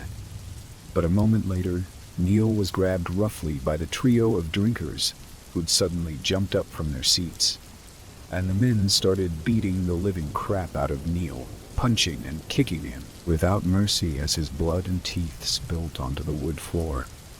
Neil screamed as the men dragged him to the back door of the boozer, and Sally cried, "Get that idiot out of my pub!" I was horrified by the sudden descent into violence, but worse was to come, as a moment later, the glass window at the front of the pub shattered and a firebomb was thrown inside, smashing onto the wooden bar and instantly setting it alight. "Oh dear God, no, not again," Sally screamed as sheer terror overcame her. Soon the fire spread and the barroom was filled with smoke. I stayed low, coughing profusely as the smoke entered my lungs, but somehow making it to the door and back out onto the street. And of course, Billy was there waiting for me. But for once, he was not mocking or laughing. Instead, he looked incredibly guilty as he watched the fire take hold. He saw me and fled, and I quickly followed, watching as he disappeared into yet another open doorway. I looked to the house number and saw it was no. 13. Not a good omen. I stood for a moment on the pavement before a large figure emerged from inside to greet me. And to my surprise, it was a face I recognized. Neil Smith darkened the doorway, his previous charm gone as he cast me a disparaging look. I'd just seen him beaten half to death, but now he didn't have a mark on him.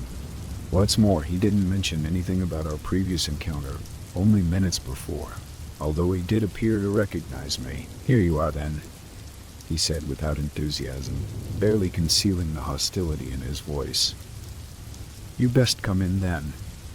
The missus is about to serve dinner." I didn't want to follow him inside as I'd already seen the man's violent side, but I felt compelled to enter no.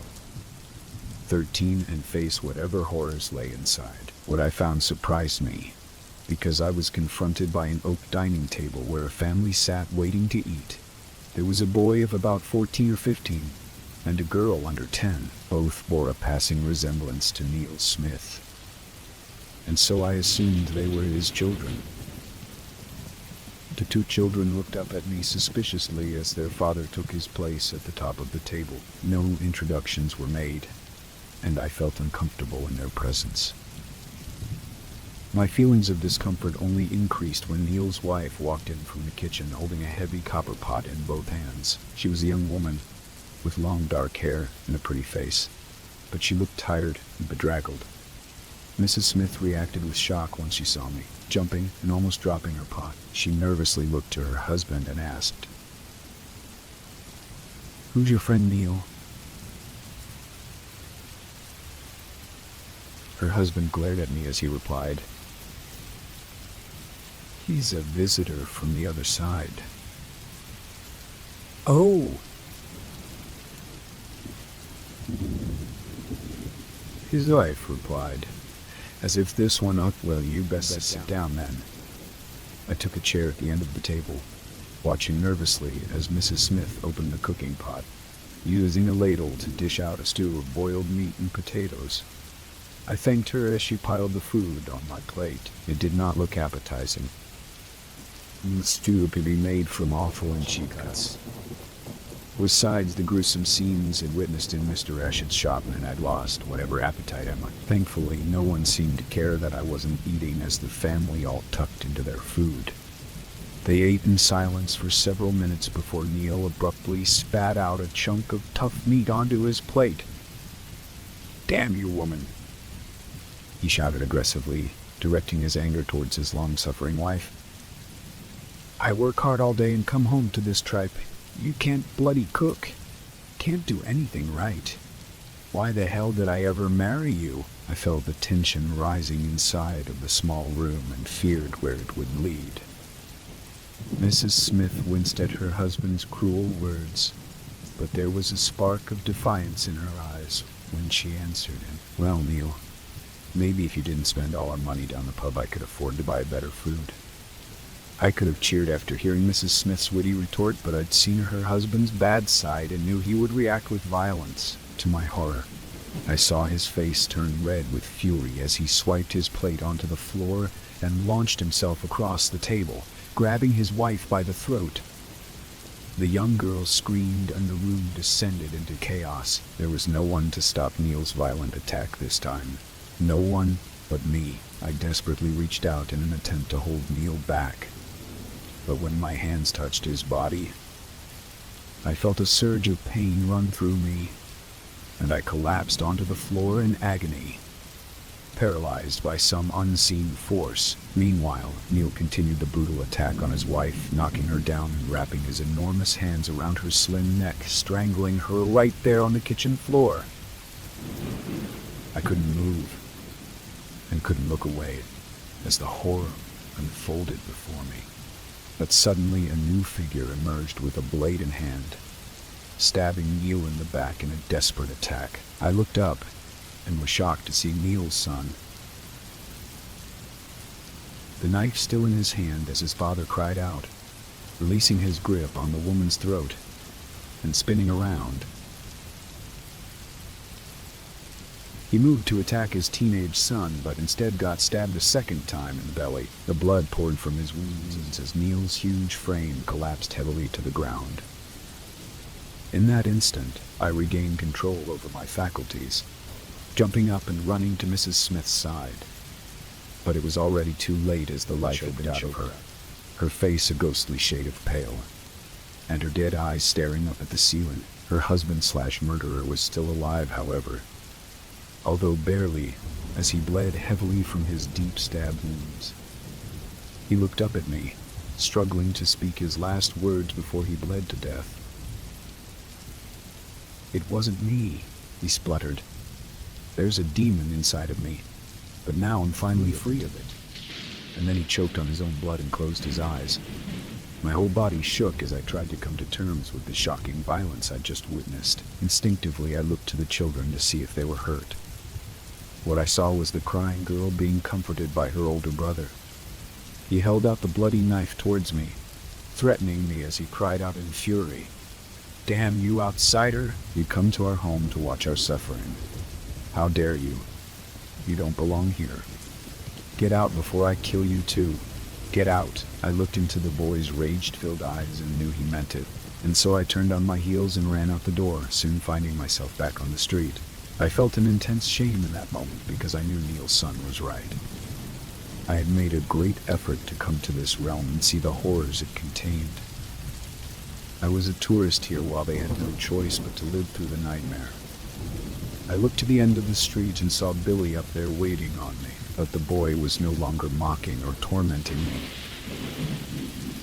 Instead, he remained silent, his eyes filled with sorrow. I noted how his scarf was gone, and there was a thick red mark around his neck. All of a sudden, the tragic stories of the street started to make sense to me. I continued to watch as Billy slowly lifted his arm and pointed towards a house right at the end of the street, directing me to its front door. Despite all the horrors I'd already witnessed, I somehow knew I needed to see whatever was inside and hopefully find some answers to this mystery. And so I cautiously walked forward, avoiding the wall of thick fog and Billy's dead eyes as I passed him, and made my way to the house. The door was already open, and the number on it was 33. When I glanced up, I saw red smoke emanating from the house chimney, and I believed this was an omen. I hesitated briefly before entering, feeling the cold chill, and thinking that perhaps I didn't want to discover what was inside, but I forced myself to do so, as my whole journey had apparently been leading up to this point. I walked into yet another small terraced house decorated like it was straight out of the 1940s, and proceeded to the tiny living room, where an elderly man with white hair and a long disheveled beard sat in front of a roaring fire, its heat warming up the small room.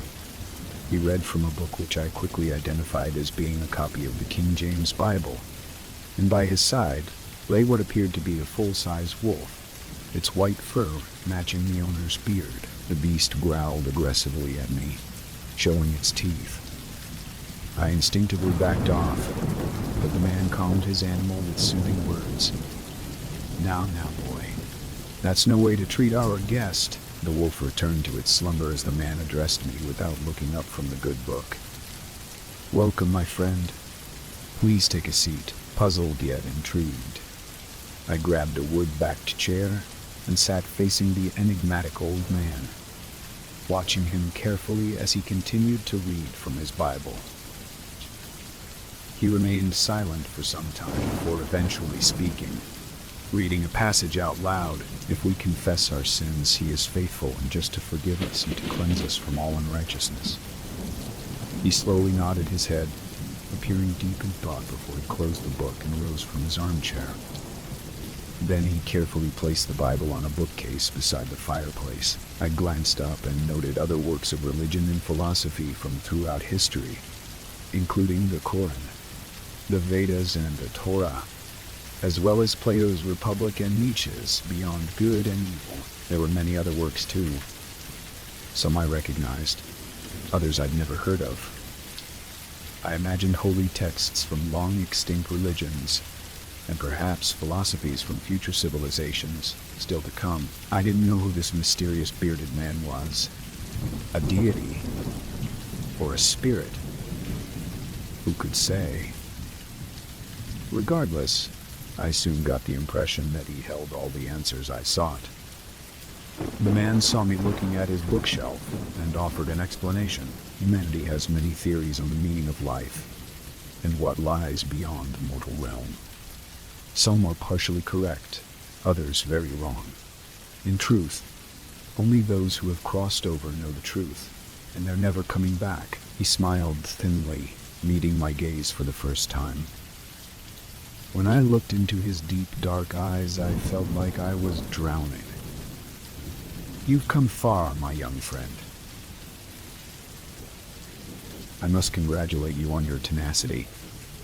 I was awestruck by the entire situation and struggled to reply, muttering, "Thank you, sir." "And where is this place exactly?" the man snorted before answering. "You're a smart young man. I think you already know the answer. But let me elaborate. Purgatory Street, as you call our little realm. It's something akin to a halfway house. The spirits living here aren't entirely good or bad. They all made a terrible mistake during their mortal lives and are now suffering the consequences of their actions, trapped in cycles of violence which repeat again and again. In time, some will achieve some degree of redemption, enough that they can move on to the next place. But sadly, others will be stuck here for all eternity." I was hanging on his every word at this point as everything suddenly started making sense. "And who are you, might I ask?" I inquired nervously.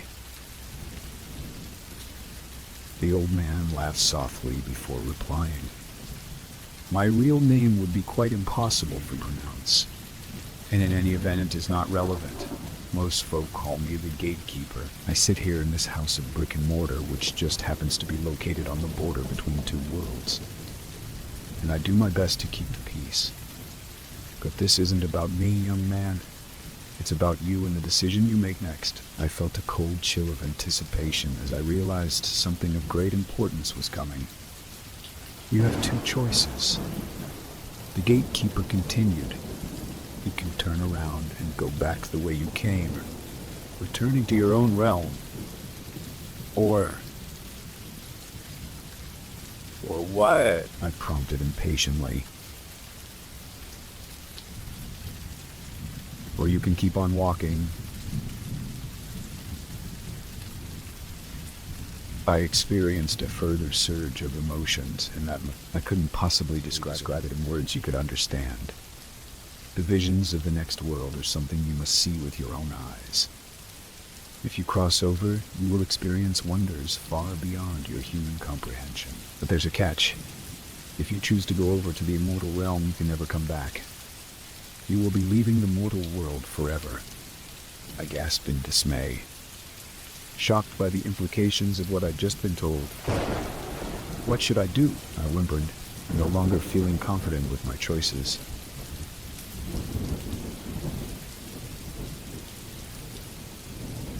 I can't make this decision for you, young man.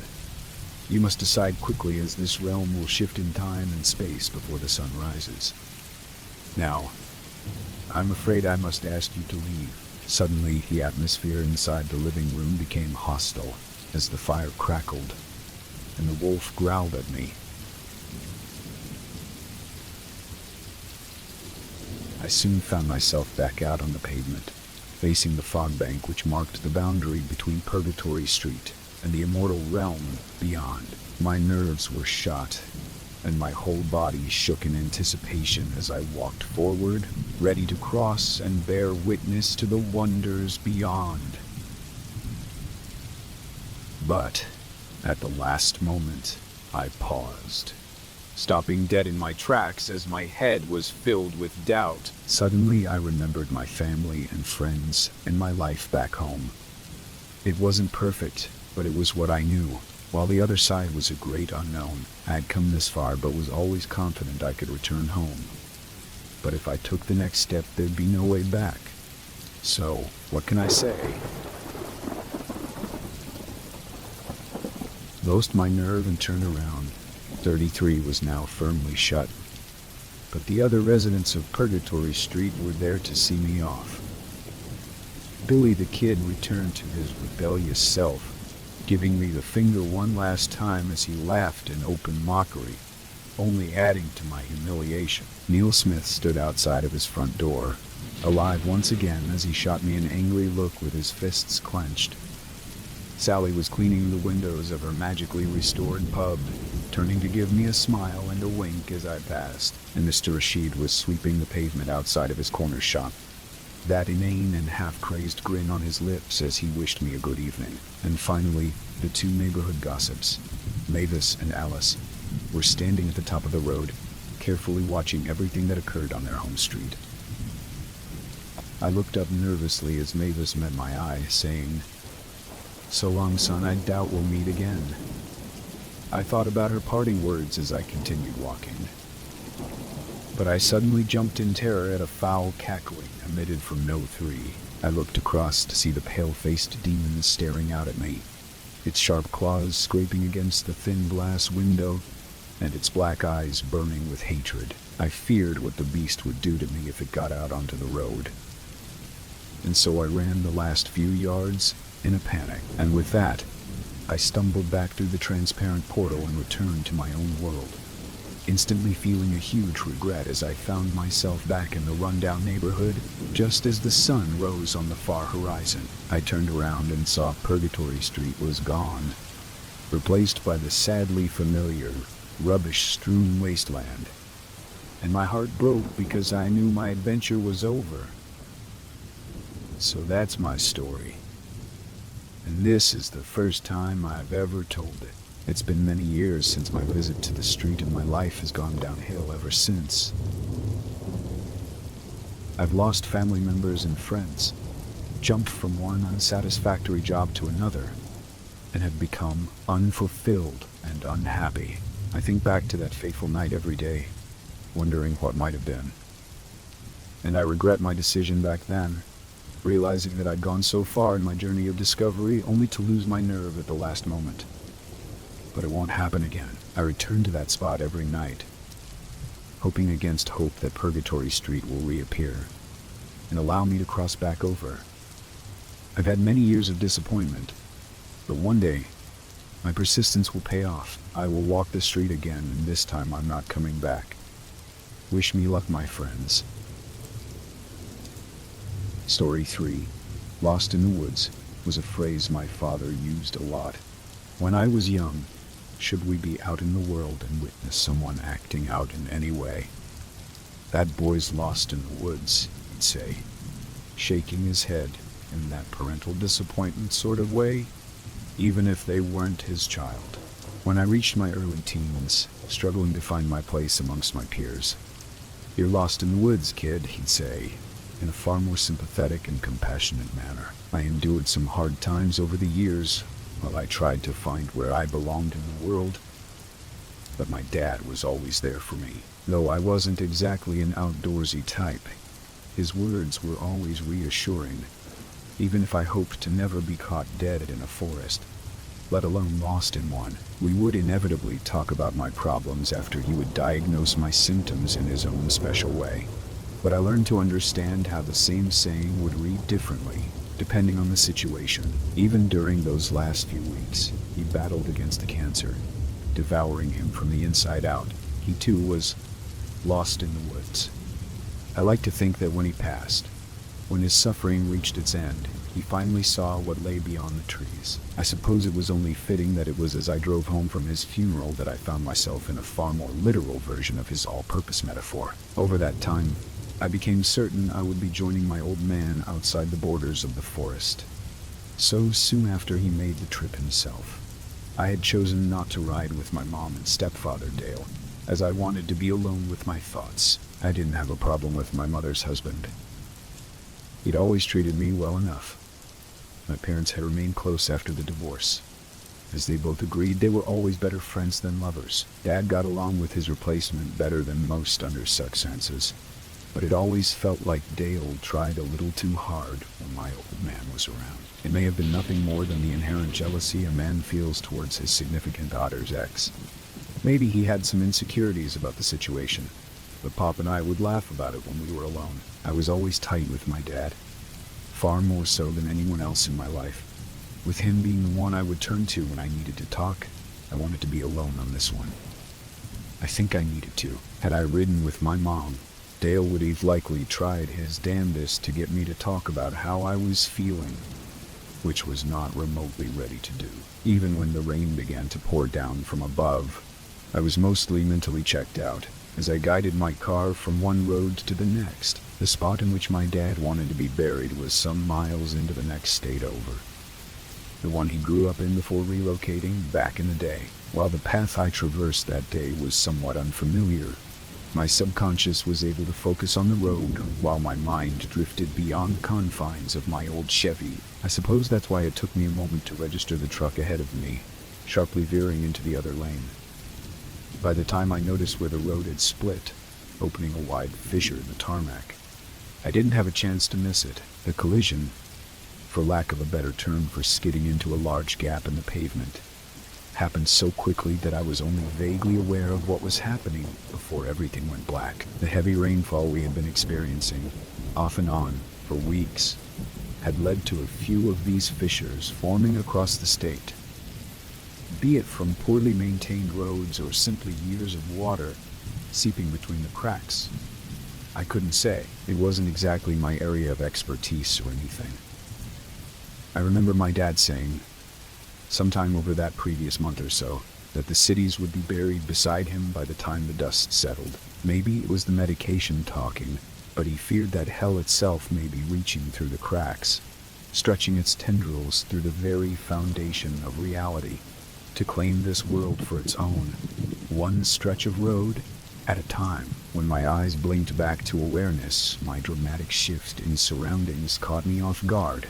At first, while I'd been at the helm of my old Chevy when I blacked out, the fact that I found myself laying splayed out on the floor of an unfamiliar forest took me a moment to fully grasp. The rain had stopped, leading me to believe I must have been out of it for a while. But when I pressed my palms to the ground to find it wasn't even damp, I began to question my sanity. "You're lost in the woods, kid," I heard echoing from the back of my mind as I hesitantly raised from the dirt to trembling and weakened legs, attempting to rationalize my relocation while I slept. I assumed that someone must have pulled me from my likely crumpled car before dragging me into the middle of the woods that stood beside the road I was traversing. Why anyone would do this, I couldn't quite fathom. Maybe, I thought, more cracks opened up so someone carried me in here. Perhaps they thought the road wasn't safe, so they dropped me off before going for help. Not the most likely rationalization, but it was something. While I gazed around my newfound surroundings, seeking out any indication of which direction would lead me back to the road, I became more aware of the unsettling silence. Being the middle of winter, the bare skeletal trees and dead leaves lining the forest floor, didn't feel out of place, but I could find no evidence of anything else alive out there. Glancing upward, the blank and gray sky appeared as lifeless as the world around me. I couldn't even feel a breeze. While I still wore the suit I donned for my father's funeral, one that wasn't exactly made for winter weather, it wasn't as chilly as I would have expected.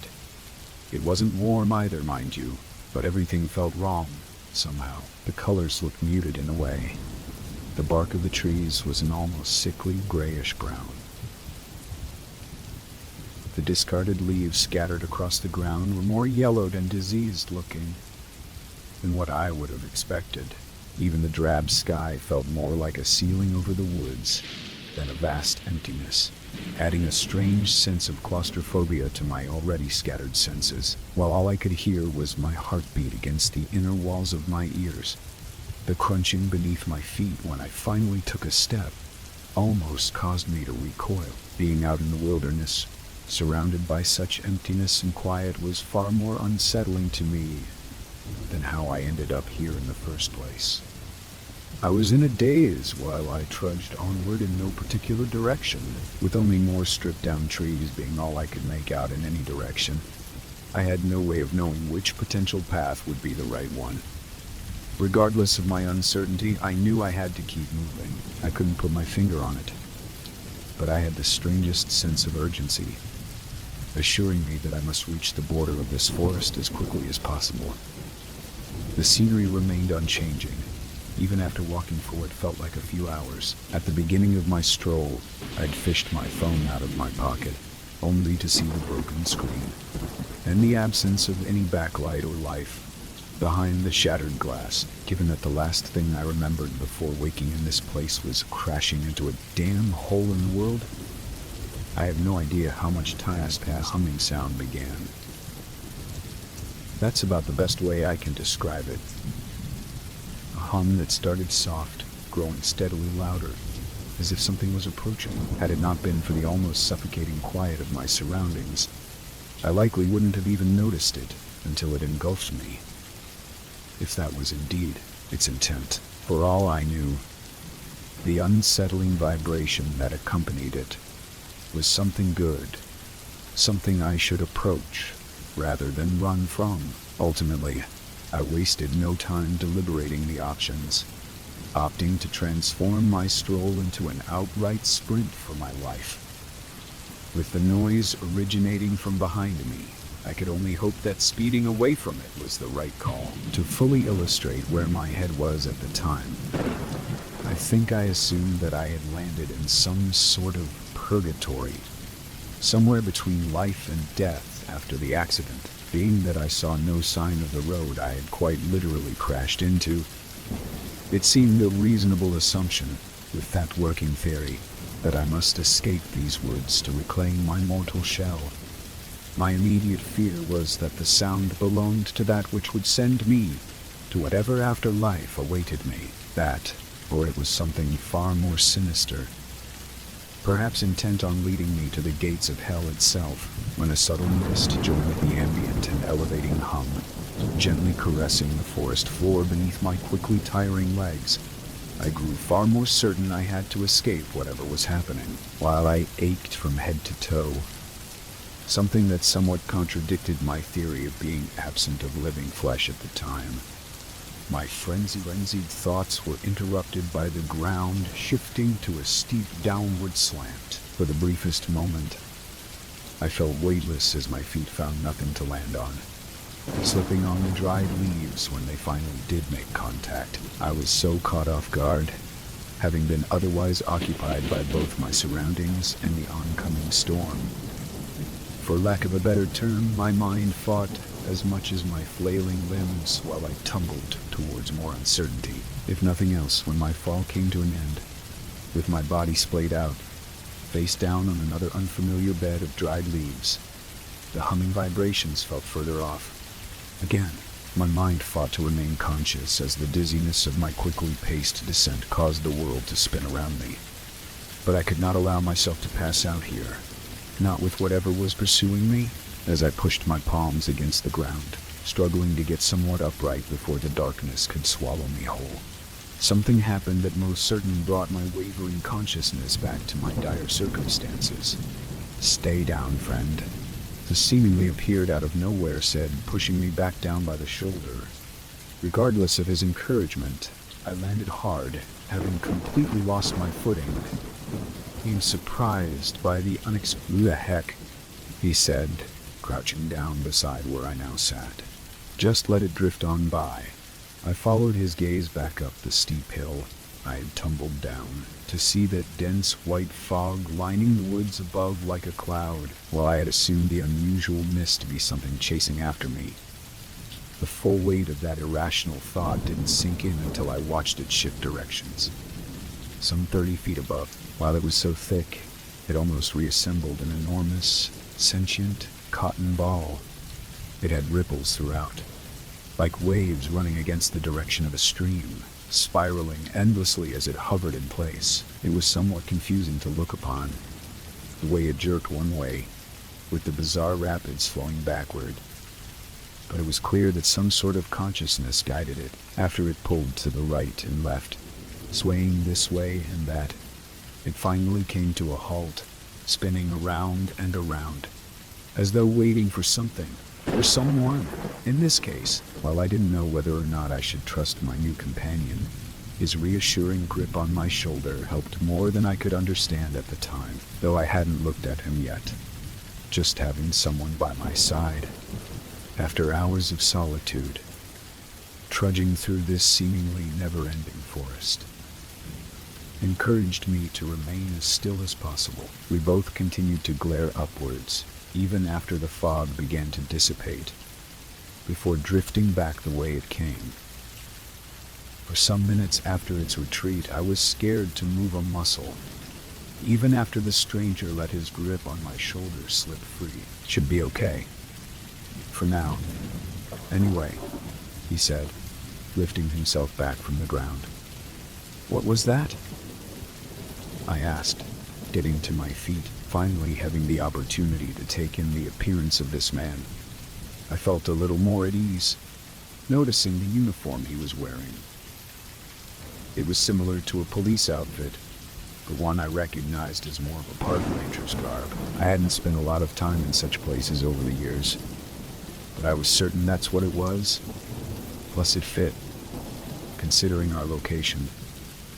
He looked a little older than me, thin, but in decent shape. He pulled his wide-brimmed hat from his short brown hair, wiping his sweating brow with the back of his forearm. He had a neatly trimmed beard, a few shades darker than his hair, and stood a couple of inches taller than me. "Nothing you want to get caught up in," he said, placing the hat back in place. "That's a damn fact."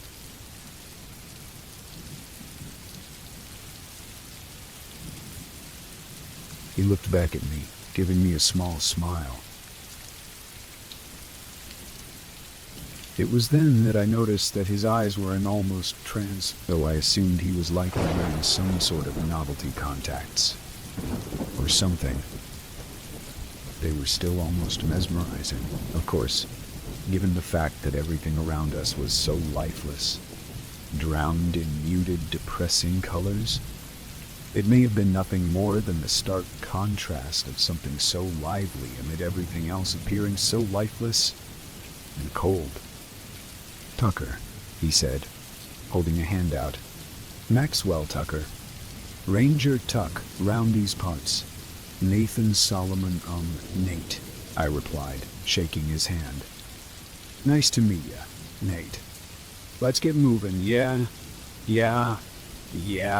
The more we talked as we walked onward, continuing in the direction I was going, something I wasn't entirely sure of, considering that my tumble had potentially altered my trajectory, the more I felt comfortable with the guy. His voice had a friendly tone. There was something warm and inviting about it, like I was chatting with an old friend, rather than someone I had only just met. He spoke of strange occurrences in these woods. Woods I had apparently been alongside when the road swallowed up my car. While I didn't want to get into said strange occurrences, being that I was already freaked out by everything, I still couldn't figure out how I had ended up here. so far from my likely totaled Chevy. Likely, Ranger Tuck said. It dragged you in here deep into the heart of it. Would be the first time. It? Who? Folks round here just call it the gray. They used to enjoy messing with folks. The ones that don't finish off right away anyway. Wait, so some guy screws with people. Leaves them for dead. He just tilted his head with a shrug. And that's okay. Like the police won't do anything about it. You Rangers just let it continue. Some sick fool is loose out there. And you guys never said it was a man. It ain't exactly something that fits into normal conversation, you know. No, friend. This ain't nothing natural. Sneaking through the cracks. Can't say what it is, but it ain't bound by our laws, okay? I said, attempting to push aside my disbelief for the time. Why all this then? Why drag me, God knows how far, into this damned place? Only to leave me to wander around. We've been able to save some, but most end up the same way. Whether it does it right off the bat, or after making them think they got a chance. Suppose it depends on what kind of mood it's in at the time. Could be you just got lucky. Lucky? Are you serious? I crashed my car. Ended up in the middle of this dismal freaking forest, and damn near broke my legs running from a cloud, which I can't even believe I'm saying with a straight face. What the hell should I feel lucky about? You found me, he said with a smirk and a wink.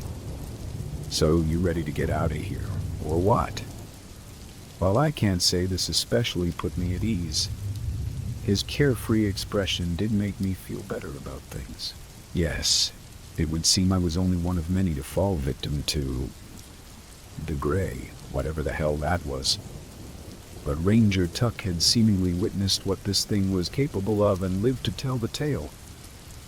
I had to believe I was in good hands. I still didn't speak much as we plundered onward, but I did feel hopeful that I would see the other side of this, given that neither the accident nor the tumble down the hill left me as beaten and bruised as they could have. Maybe my wandering companion was right.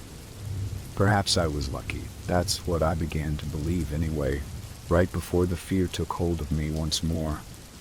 Run, Tuck said, having noticed the approaching fog before I did, when I grew aware of that humming sound once more.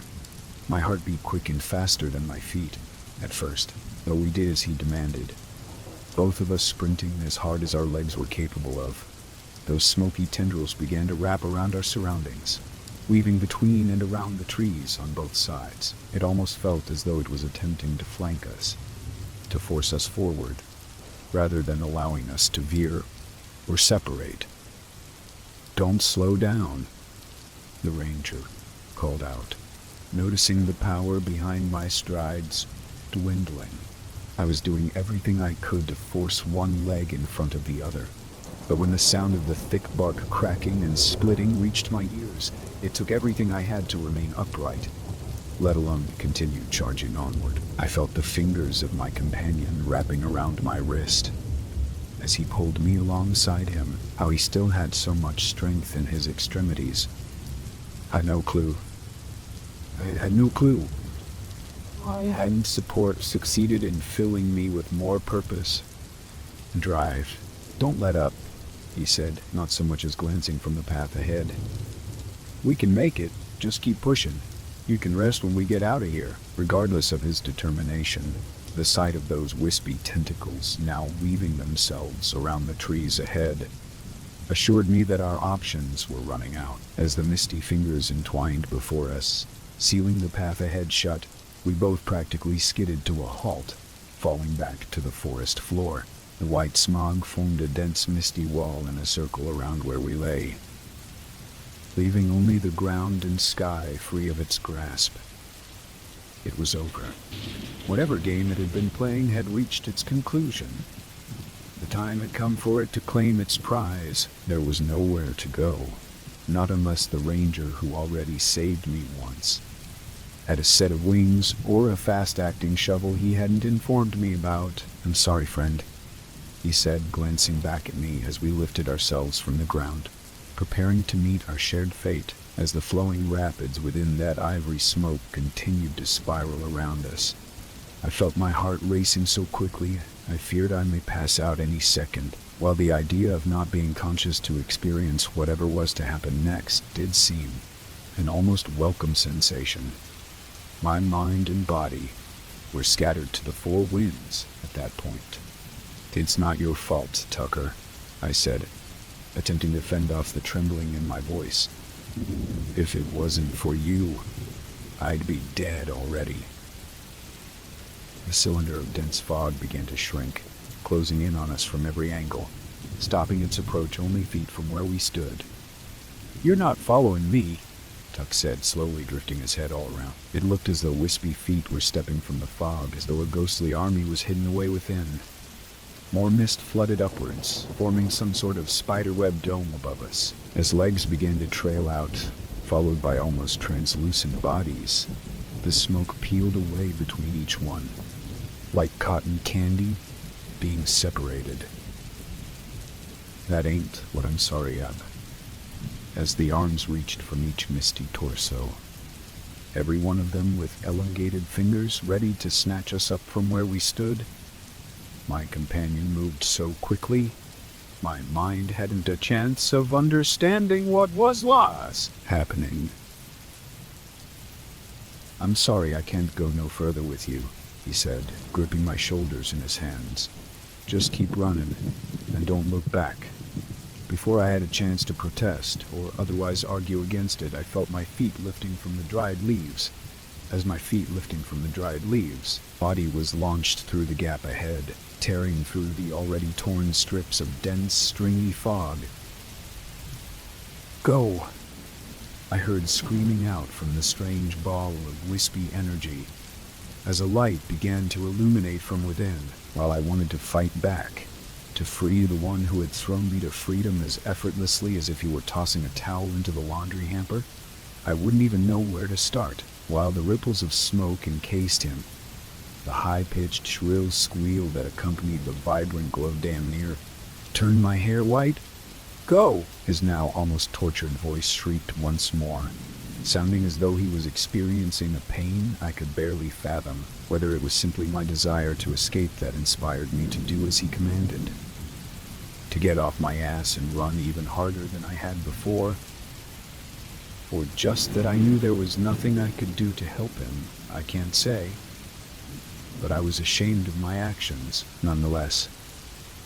Not only had he saved my life twice by this point, but I had to believe he was sacrificing himself to save me. Even the tortured howl that wailed out from behind me as I sped onward in search of safety, I was certain this was the fate met by those other poor souls who encountered the gray, when the agonized screaming bled into an explosion, sounding as though it fragmented those trees surrounding where the ranger made his final stand. The shockwave tossed me back to the forest floor like a ragdoll as I lay there feeling my consciousness slipping back into the black. I couldn't tell what sort of condition I was in, my mind slipping.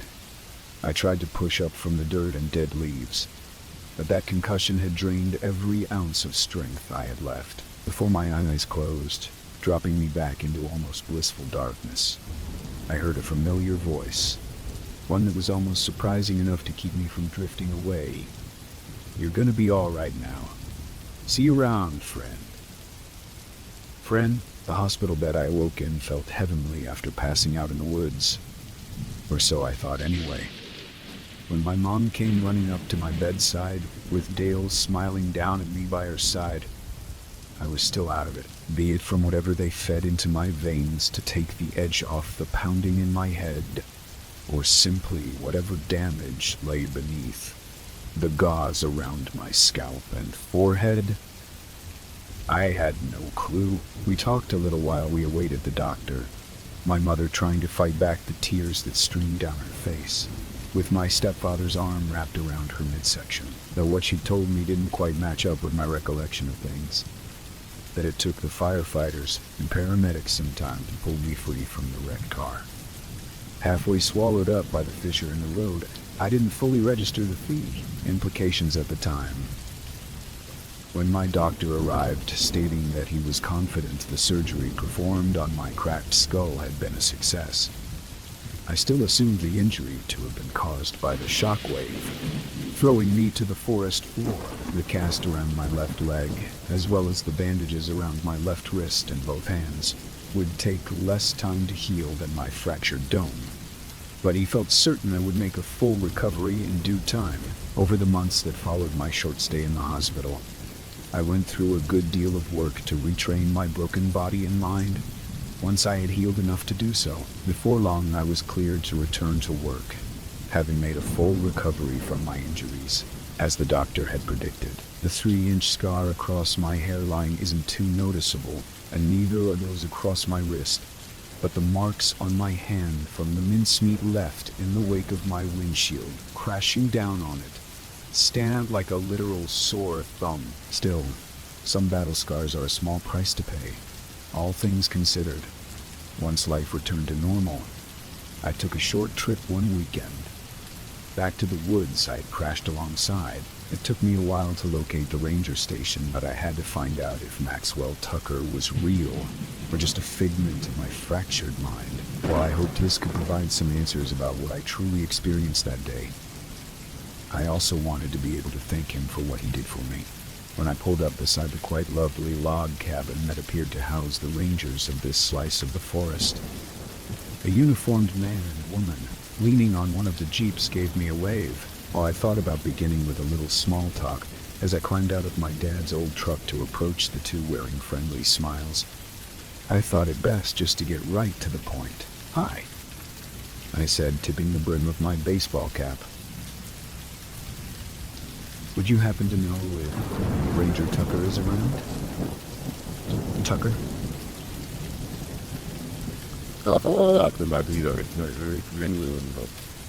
The woman, who looked to be in her mid-30s or early 40s, with her dark hair tied into a ponytail beneath her wide-brimmed hat, formed a strange sort of scowl as she blinked from her colleague to me. "Only Tucker we had around these parts ain't around anymore," she said, squinting her eyes as she studied me. "Oh, Maxwell Tucker? Is that him? Ranger Tuck?" "Uh-huh," she said, giving me a very strange look. "He used to work with us some 15 years back. Same place he's been for a decade and a half, son."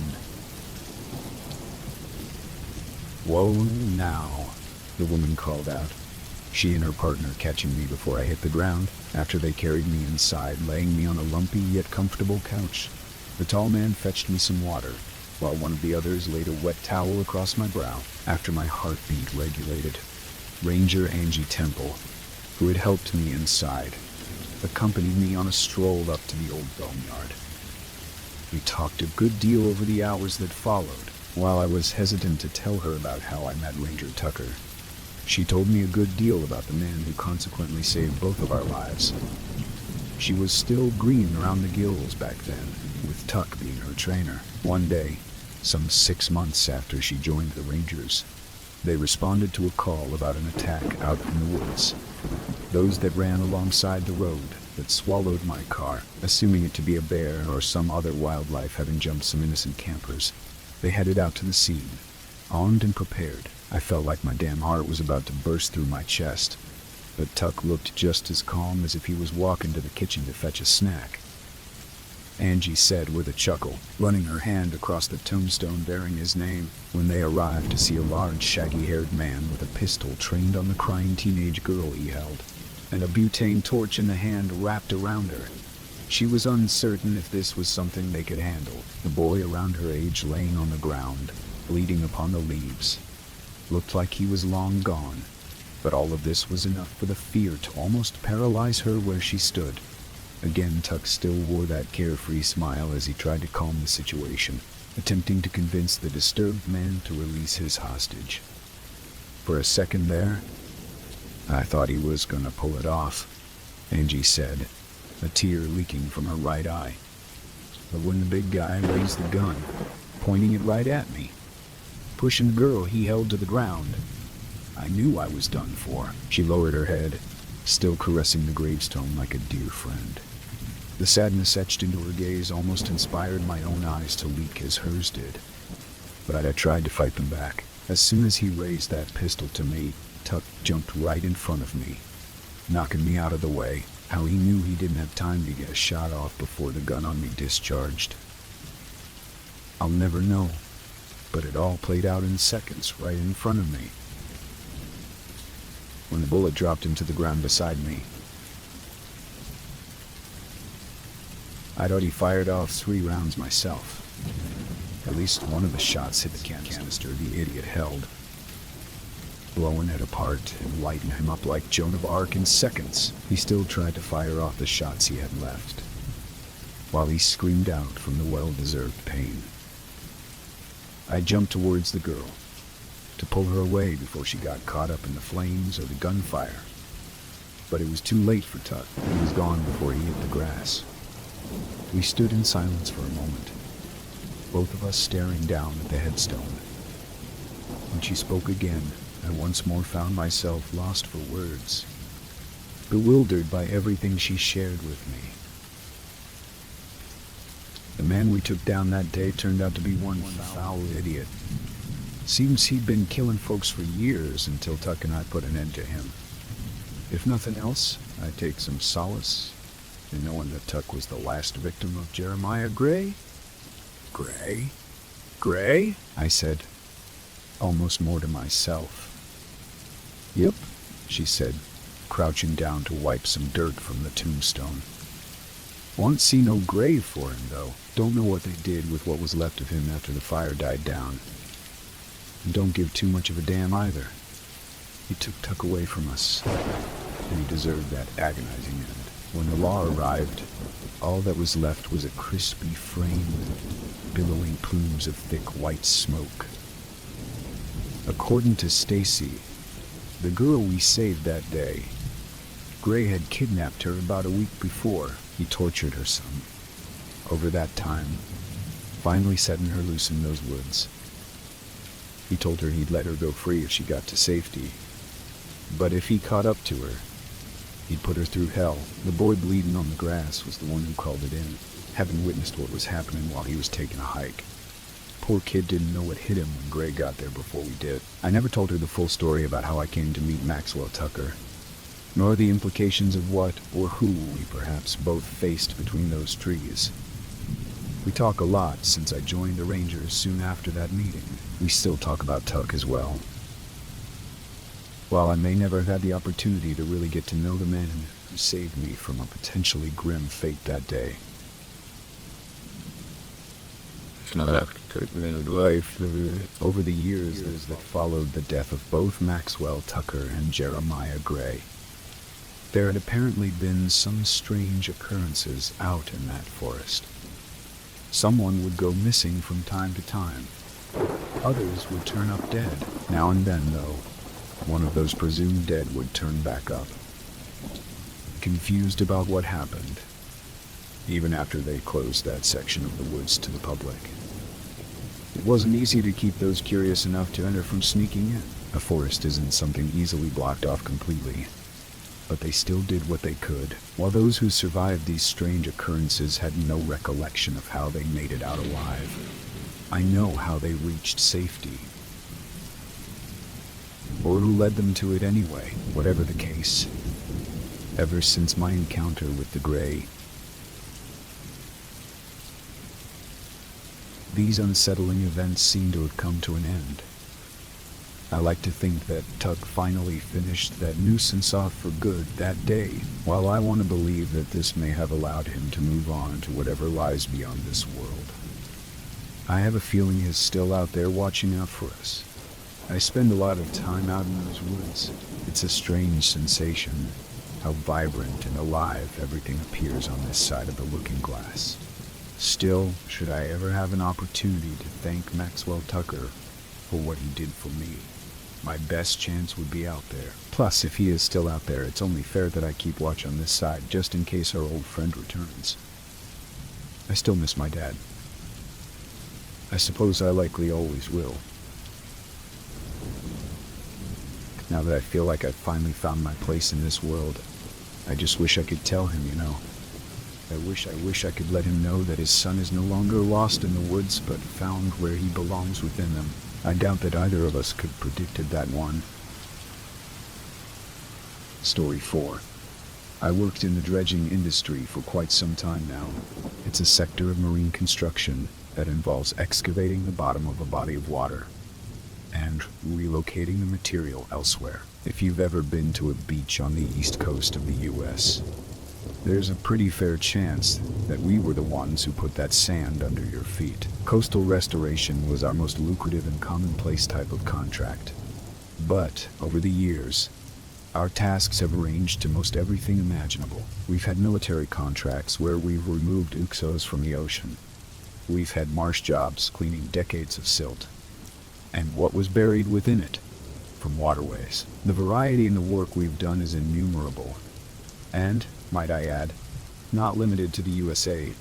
So, to keep it brief, dredging is simply digging up the bottom of a body of water, and water is very good at hiding its inhabitants. This will be a collection of the unexplainable or extraordinary things I've seen over the years. Please keep in mind that these instances are quite uncommon, and if given an opportunity to investigate further, would most likely be revealed mundane. But under the shadows of night, fog, grove, and depth, these specters make good stories. I feel it appropriate to begin with my personal, first, unexplainable encounter in the dredging world. I was relatively new to the industry, since most of the men who work in dredging are lifers or retired Navy, still a virgin to the ocean's wonders and horrors. I was working on a clamshell dredge. Quickly, a clamshell dredge is a barge with a massive crane on it that operates a bucket, shaped like a clam, and dips underwater, clamps the material from the bottom, and swings it over to a holding barge on either side of the dredge. I highly recommend a quick Google search for visualization. Thus, everything that is pulled from the ocean ends up in the holding barge, also known as a scow, and can be seen from any elevated vantage point from on board the dredge. Nearly 100% of the time, the scow is filled with mud, water, logs, and other combinations of detritus, tailored specific to the type of job we're on. But on those rare good days, we'll fish up an anchor, a table or chairs, even a cannon one time, or other interesting relics damned to the deep until our hallowed vessel raised them from their aquatic perdition. A deckhand performing a routine scow inspection notified the crew that there was a treasure chest partially buried in the mud of the scow. We were digging off the coast of Louisiana at the time, and skepticism that it was actually a treasure chest was high, and rightfully so, since no one is actually allowed down into the scow for safety reasons. The operator picked the section of mud that the chest was in up with the crane, raised it to deck level with the scow, and 2 crew members retrieved it from there. Given that 2 men hoisted it out with certain ease, any lingering hopes of it being filled with gold were instantly silenced. Interest noticeably lower amongst the crew. A few guys stuck around to offer their passive gaze. Me, just barely graduated from my green hard hat, was all but ogling the chest. After busting the lock off with a sledge, my eyes widened with the chest as maw. When we could finally see what was inside, they might have just widened all 180 degrees with it. Inside were ingredients, ritualistic ingredients, strange religious icons, what looked like fat pitchforks with spiral insignias on them, filled the chest nearly to the brim. Interwoven amongst them were other totems, small animal remains, bones all but picked clean by shrimp or minnows compact enough to infiltrate the chest's tight breeches, odd jewelry, seemingly fashioned from rodent skulls and rocks bound together with hair, was snagged between the other inhabitants. Maybe a book had been in there. We found what looked like the remains of a leather-bound spine, the rest of the pages long dispersed amidst the gulf.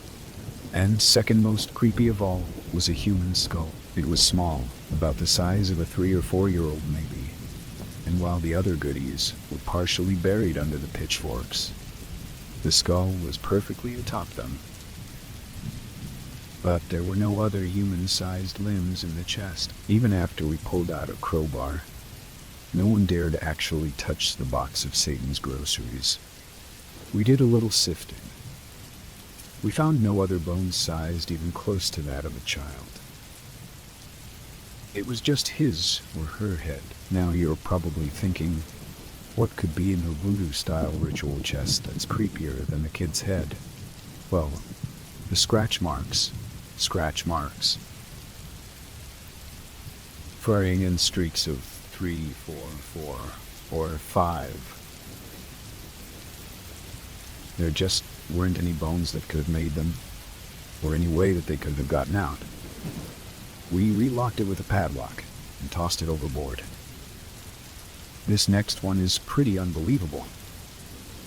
I actually had trouble going into the ocean after this. The job was off of the coast in the middle of nowhere outback, Australia. There was a refinery out there, and we were to pull mud and sand from the Indian Ocean and create a bank against a cliff face to help stop erosion for another 100 years or whatever. The point is, we were using what was called a cutter dredge. Once again, quickly, this dredge grinds up material and suctions it up via a massive drill at the working bow of the barge. If you didn't Google the other dredge, please do yourself a favor and look up this one. It's badass. Then, using hundreds of feet of steel pipeline that we set up, the mud and sand is pumped all the way to the shore. One day, the barge started hewing starboard side. Most dredges are set up on spuds, giant pillars that actually work as feet. Thus, the dredge was standing 40 feet below, on the bottom of the ocean, instead of floating. Dredges tip like this all the time, because the spuds can be staggered at different heights to change the angle at which the cutter can operate. So, the crew only became unnerved when the operator announced on the radio that he was not shifting the spuds. A 250-foot barge was being pulled over. At this point, the shore crew radioed us from land and asked if we had stopped digging because the material had ceased. Noticeably panicked. I remember the captain laughing through his answer in utter disbelief. Yeah, we stopped. I think something is trying to pull us under. No, this isn't as dramatic as I'm accidentally making it sound. Sure, it would take something the size of a sperm whale to shift us on our spuds, but the dredge was only dispositional by a few degrees. On board, the angle was barely noticeable. My office chair would sluggishly roll, and only when I took my hands off of my desk. What is dramatic is what the dive crew found the next day. The 4-foot in diameter steel piping had been parted and collapsed on one end. Steel piping had been torn through and bent closed. There are things in the ocean that can bend steel piping. The creepiest part, I quivered when I saw the divers' pictures, was that the end of the piping was pulled out away from shore, down towards a drop-off on the ocean floor. The darkness swirled around the edge of the piping. Shortly past that was the ocean's invisible frontier. From the camera's point of view, we looked like we were tethered straight to hell. This next story takes place back on the cutter dredge, so I can skip the sleep-inducing, largely necessary introduction. Our job was to grind up large rocks and debris on the ocean floor, off the east coast of Florida, so that a different dredge can raise the material up more efficiently. While cutting dense rock, you can feel the impact from topside of the dredge. After hours of being constantly jostled, your mind will just begin to ignore the repeated stimuli. It's similar to how when you step into a room for the first time, you can smell its distinct odor, but after you've been in there for a few minutes, the room's odor neutralizes. When the dredge suddenly stopped jostling, without the operator having stopped us to move forward, we all noticed the change in our body's equilibrium. We also all noticed the plume of red water dyeing the ocean's surface around us. I didn't see the eruption myself, but the operator of the drill said that the blood just exploded from the deep. The bright red, a stark contrast from the light-tinted royal blue. Now, for perspective, we've never drilled anything that produced visible blood before. First off, we send out periodic electric shocks in the water to keep all fish, of all sizes, away from the drilling area. Second, the dredge was surrounded by blood. Picture a rubber duck in a bathtub. Our 250-foot craft was the rubber duck, and the deep red water was the surface size of the tub. At first, we didn't even think it was blood because it was so plentiful, but we had absolutely no other explanation for what it could have been. The 4 sharks that showed up a few minutes later stopped us from racking our brains any further. Typically, divers aren't used to survey the seafloor, only to inspect equipment, but we had an ecologist on board to watch for sea turtles approaching the drill area. It's required by law for certain jobs. In spite of our own aforementioned precautions, she insisted that we dive to investigate. And I'm kind of glad she did. The divers came out the following day. It's typically a day or two of bureaucracy before we can get unscheduled divers out, so the blood was gone by this time. All that was found was a graveyard of one. Bone fragments were strewn about the seafloor, but no parts of flesh had survived a whole day's onslaught of ravenous sea scavengers. Also, there was no identifiable body. Whatever was struck by our drill could not have survived. The blood was too prolific, but the bones were too badly damaged to point towards any definitive skeleton. The fragments were surfaced and taken by the state for analysis. I never saw a Yahoo article claiming we had killed a sea monster, so I'm not sure what their findings were. These final stories all take place on a crew boat. A crew boat is a smaller vessel, typically 30-40 feet, taken out from shore to the larger vessels in the fleet. That is to say, you are more vulnerable on crew boats than dredges. This first ride is from off the coast of Brazil. The run took around 45 minutes to reach the dredge. But since I was on night shift, the run took around an hour due to lower visibility. This was a clear night with very calm waves, when the waves are gentle. The crew boat barely sways. It feels like Mother Nature herself is actually rocking you to sleep. These are the best naps I've taken in my entire life. Anyway, about 30 minutes into our ride out, a thick fog just appeared around our boat. It was almost like a magician snapping his fingers and smoke engulfing him for his getaway, but less dramatic and more unnerving. This isn't supernatural, though. Flash fog is pretty common, and it does just phase in and out in seemingly no time at all. Still, no matter how ordinary it is, being suddenly suffocated out of nowhere puts any man on edge. Needless to say, the crew boat had to slow its pace further due to critically low visibility. This is when we noticed something that did seem unnatural. With our speed cut to a slow trawl, the waves began to catch our attention. They were much higher now, maybe a foot to a foot and a half high. And there was no wind. It was still a calm night, just as it had always been. But now the waves were rough. In order to combat seasickness, or even just discomfort when subject to bouncing waves, you're supposed to look out over the water. Do not close your eyes or follow the horizon. You want your eyes to agree with the fluid in your ears that registers the imbalances around you. So, as I scanned the water, I saw it through the fog. It was only about 20 yards from the boat, at the very edge of our visibility through the unrevealing air. It looked like a whale's blowhole, but it protruded from the back rather than situated at surface level. It was more like a blow spout. It would expand and contract in slow, rhythmic beats. And from this spout, the thickest of the fog would rise. I could see just past it on either side, but just above it was an impregnable opaque. I tried to follow the spout to the water's surface with my eyes, but the fog cut me off. With my view censored, I continued squinting at the odd appendage. This is when I realized that it wasn't moving. Or rather, it wasn't moving laterally. As the crew boat continued forward, the spout was becoming less and less visible.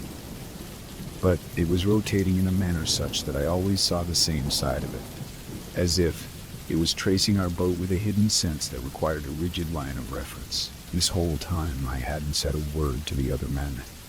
I was entranced by wonderment and intrigue. These emotions changed when the spout fell behind a thick patch of fog, and my gaze trailed down to the wake outside of our boat. A dark mass could be seen just a few feet from the hull of our ship. A few feet wide, this shadow trailed off under the fog, spanning at least 30 feet in length. If, something that I began to speculate later, it was the same mass connected to the fog spout. It must have been at least 60 feet long. I remember shuddering and reeling my attention back into what the spout was. There are shadows lurking under the surface all of the time, and they are never as mysterious or terrifying as the beast your mind fabricates for them. This time may be an exception to that rule. After our boat pulled out of the fog and arrived at the dredge later on, it occurred to me that the shadow was also listing to face us. Whatever it was eyeing us, and was at least twice as large as our vessel in my entire dredging career. And I own the job. This is a surprisingly gracious record, given the mortality rate for this profession. How this man died was not entirely unexplainable. In the northern states, on days of considerable cold, the waves that splash up onto the deck of the crew boat will actually freeze over. The crew will be riding in the cab. But when we step out onto the deck to transfer, there will be visible ice glossed over the outside. One time, a deckhand opened the hatch of the cab and went out onto the deck. He was going to put down some rock salt to help with our transfer, as we were slowly nearing the dredge. Then we all heard him yell, "What the fuck?" and a splash soon to follow. He never surfaced. The sub-zero waters and no way to dry off would have killed any man out here in a matter of minutes. State divers arrived within the hour, and they found his body almost immediately. He was just floating at about 6 feet, frozen solid. The rescue personnel couldn't even lower his arms to secure him to the stretcher, nor could they pry his fingers open to remove the knife. No marks were found on his body, and the report read that he had accidentally slipped overboard. The thing is, the deck has a railing on both sides. All transfers from the crew boat happen at the stern, where there's an opening in this railing. But the bag and salt lines never made it past midship. This next instance, we were dredging down in the Keys. This was on the Gulf side, so, sadly, I have nothing to testify for the Bermuda Triangle in my repertoire. During another heavenly long cruise in the morning, about an hour and a half in permissible weather, the unknown was in front of us rather than below. Listing into our path was a shrimping vessel. The 2 outrigger booms were a dead giveaway to its identity. As our craft approached, we noticed that it wasn't trawling. None of its balloon nets were cast, and it wasn't running. It was just drifting. No anchor, no engine, unless you see someone rod fishing or breaking into a beer on board. A drifting vessel is almost always a negative sign. The crew boat captain radioed the vessel's call sign on channel 13. The Coast Guard required monitor frequency, but there was no answer. Now, this was back in the 90s, where safety red tape was less adhesive and more of a guideline. So, we did what any self-respecting sailor would do, and boarded the trawler. We moored stern to stern with the derelict craft, and me and 2 other guys jumped on board. As expected, we almost caught ourselves in the balloon nets that were scattered on deck. After untangling our boots, the deckhand and I went to see if there was any owner identification or, forbid, bodies in the cabin. It's not too often that a boat is intentionally left unattended. We didn't have too much luck, but we had enough. The walls were stained a reddish yellow from rising algae or such, and the cabin reeked of iron and guano, and was in utter disarray. Most of the furnishings were eviscerated, and their contents scattered afoot. Also, since the cabin door was left open, any of the surviving documents were ruined by infiltrating rain or tide. However, given the call sign on the bow, which will remain unnamed, and a few accompanying certificates of inspection framed on the walls barely safe above the invading waters, we managed to ID the ship, successful, and with the captain radioing the Coast Guard with the ship's coordinates, me and the deckhand started back to our crew boat. This is where the third man comes into play. The mate, who took a rather long time joining us inside the cabin, was still on deck, carefully palming through the nets. Looking for shrimp? I remember the deckhand jesting. It was pretty good, so I let out a niece. I couldn't tell if the mate was less amused, or even registered what he had said, because the next thing he did was hold the net up to our faces, tangled within the woven nylon beyond any means of escape. It was a human hand, its fingers curled around the net as if for dear life, the bones still barely held together by its few most robust tendons.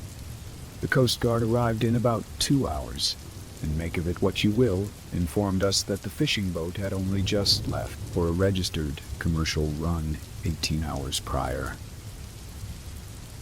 The ship looked like it had been wayward for weeks, enduring everything offered by inclement weather and carrion feeding cycles.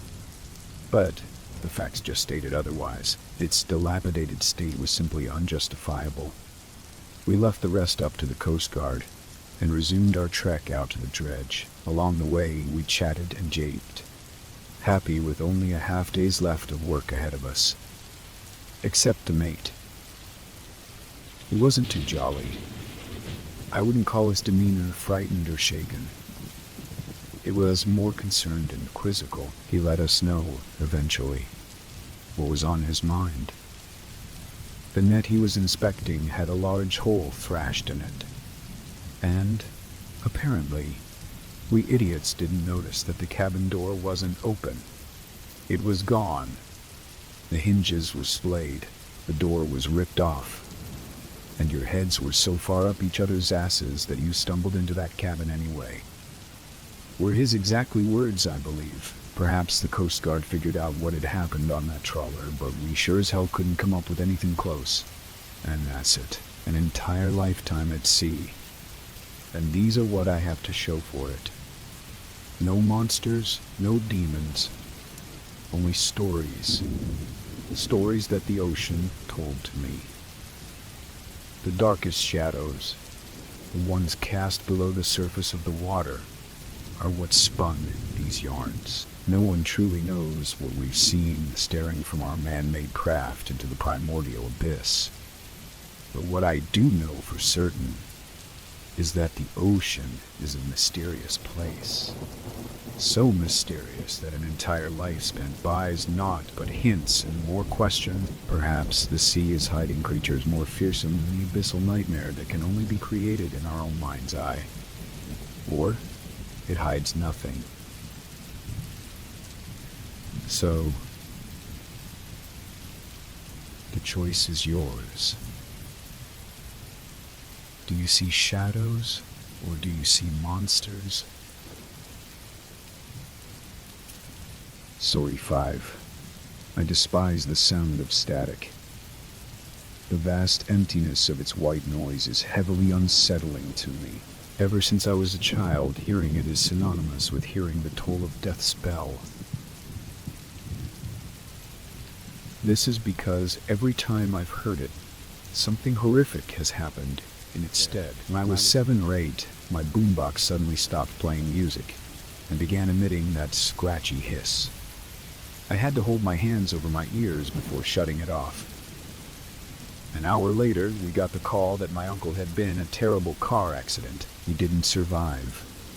A flatbed that had been driving in front of him, transporting large sheets of glass, had swerved, and one of the sheets flew through my uncle's windshield. He'd been decapitated, dying instantly. 6 months later, I was perusing around the market with my mother. While she occupied herself in the produce aisle, I strayed toward the large television at the front of the store. At the time, it was playing Barney and Friends. I hadn't seen it in a while, and having still been a child at the time, it was one of my favorite shows. A couple of other children joined me, and all of us happily stared at that giant purple dinosaur for what seemed like hours. Out of nowhere, and the show suddenly stopped, and all it left was a peppery blanket of static. The other children merely slinked away, disappointed that the television seemed to have broken. I, however, clamped my hands over my ears and rushed around the store, trying to find my mother. I thrust my hand into hers when I found her at the checkout. She looked down and smiled, but her smile faltered into concern when she saw my look of discontent. I did not want to go home. I had a sudden fear of the answering machine. What would it say? The incident with my uncle left an impact. In a child's mind, association is common. From that day, I'd associated the sound of white noise with the coming of doom. I knew it was going to happen again. I was right. When we entered the house, my mother dropped her keys into the bowl beside the door and pressed the blinking red button on the answering machine. The voice that came through still sends a chill down my spine when I think about it. I hear it so clearly still. Mrs. Adams, this is Officer Steinbeck with the Kiowa County Police Department. I'm sorry to tell you, there's been an accident. He went on to say that my father, who'd been working that day, fell from a cherry picker straight onto some power lines his crew had just started working on. He had been electrocuted and had perished. Watching those words sink into her and seeing my mother crumple beneath them was the most awful thing I'd ever witnessed. These were only the first of countless experiences like this I had growing up. No matter how many times I tried to tell anyone about it, they never believed me. My mother refused to listen to it, especially after what had happened to Dad, the one person who ever truly listened. Whether he believed me or not, was my older brother. While Thomas wasn't supportive of what I had to say, he believed that I believed it was happening. He was the one who helped me get rid of my boombox and the television in my bedroom. I didn't want to be anywhere near them. I somehow believed that because I heard the sound, people I loved would die. That somehow my ears were the catalyst that snapped the wire and brought down death's guillotine. No matter how many times I tried to escape that sound, however, when I was 15, I was at school having lunch in the courtyard in front of the gym. My friends and I were trading cards, talking about class, and reminiscing about elementary school. All of us in that courtyard hushed when suddenly the principal came over the loudspeaker to tell us about the upcoming homecoming dance. Yet, in the middle of her announcement, I dropped my food and felt my hands press into the side of my head. I'd never told my friends about my experiences, so all of them stared at me as though I'd gone mad. I settled on cramming myself into my locker. I didn't care if getting out from the inside would be impossible. I had to get away from it somehow. My arms and legs began to cramp from the lack of space after a while. My elbows crushed themselves into my chest as I kept my hands on my ears. Eventually, any outside noise suddenly became the static I tried to escape from. I'm still not sure how long I stayed in. It could have been hours, even days for all I knew. I spent a large amount of that time trying to quiet the fearful thoughts that began swimming their way through my brain. I couldn't help but try to guess who it could be this time. In the years since the first event, after losing my uncle and father, I'd also lost my younger sister, 2 of my aunts, my grandparents, 3 pets, and a cousin. I was convinced that there was a paranormal force out to get me. I thought that somehow, whatever it was had begun slowly picking off my family one by one.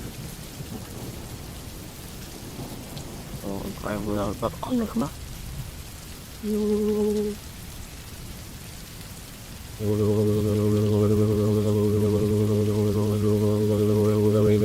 asked me time and again to tell him what was going on after that. For weeks he'd bring it up and I would just change the subject. When I finally told him, to my surprise, he believed me. He said that while there's no evidence to suggest that static or white noise could be considered a death omen, he had read things to suggest that such things are linked to some kind of paranormal realm. I didn't want to delve further into that notion. If anything, it only made things worse. When I got home that day, I found my mother crumpled on the couch, crying heavily into one of the decorative pillows. I didn't even need to ask. I knew something had happened.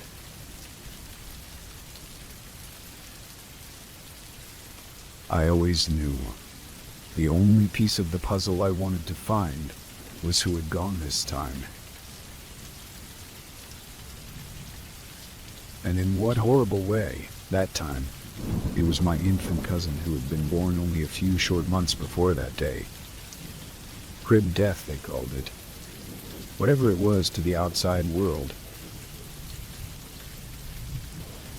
Whatever it was to the outside world, it tore my aunt and uncle to pieces. At least until 5 months later, when I heard it again. That time, it was so loud and so grating on my bones that I nearly passed out. Just an hour later, we got a call telling us that both my aunt and uncle had committed suicide. They were found in their bed. Both of them had cut their wrists and held hands as they bled out on their white cotton sheets. My mother couldn't handle it. We were the only family we had left. Just me, my brother, and herself. That was it. I remember my mother being practically catatonic for weeks after that phone call. She didn't leave the house. Often, we'd find her sitting on the couch, mindlessly flipping through old family albums. Her hands would summon a mind of their own, and casually toss each page aside every few seconds. She barely even glanced at them before moving forward.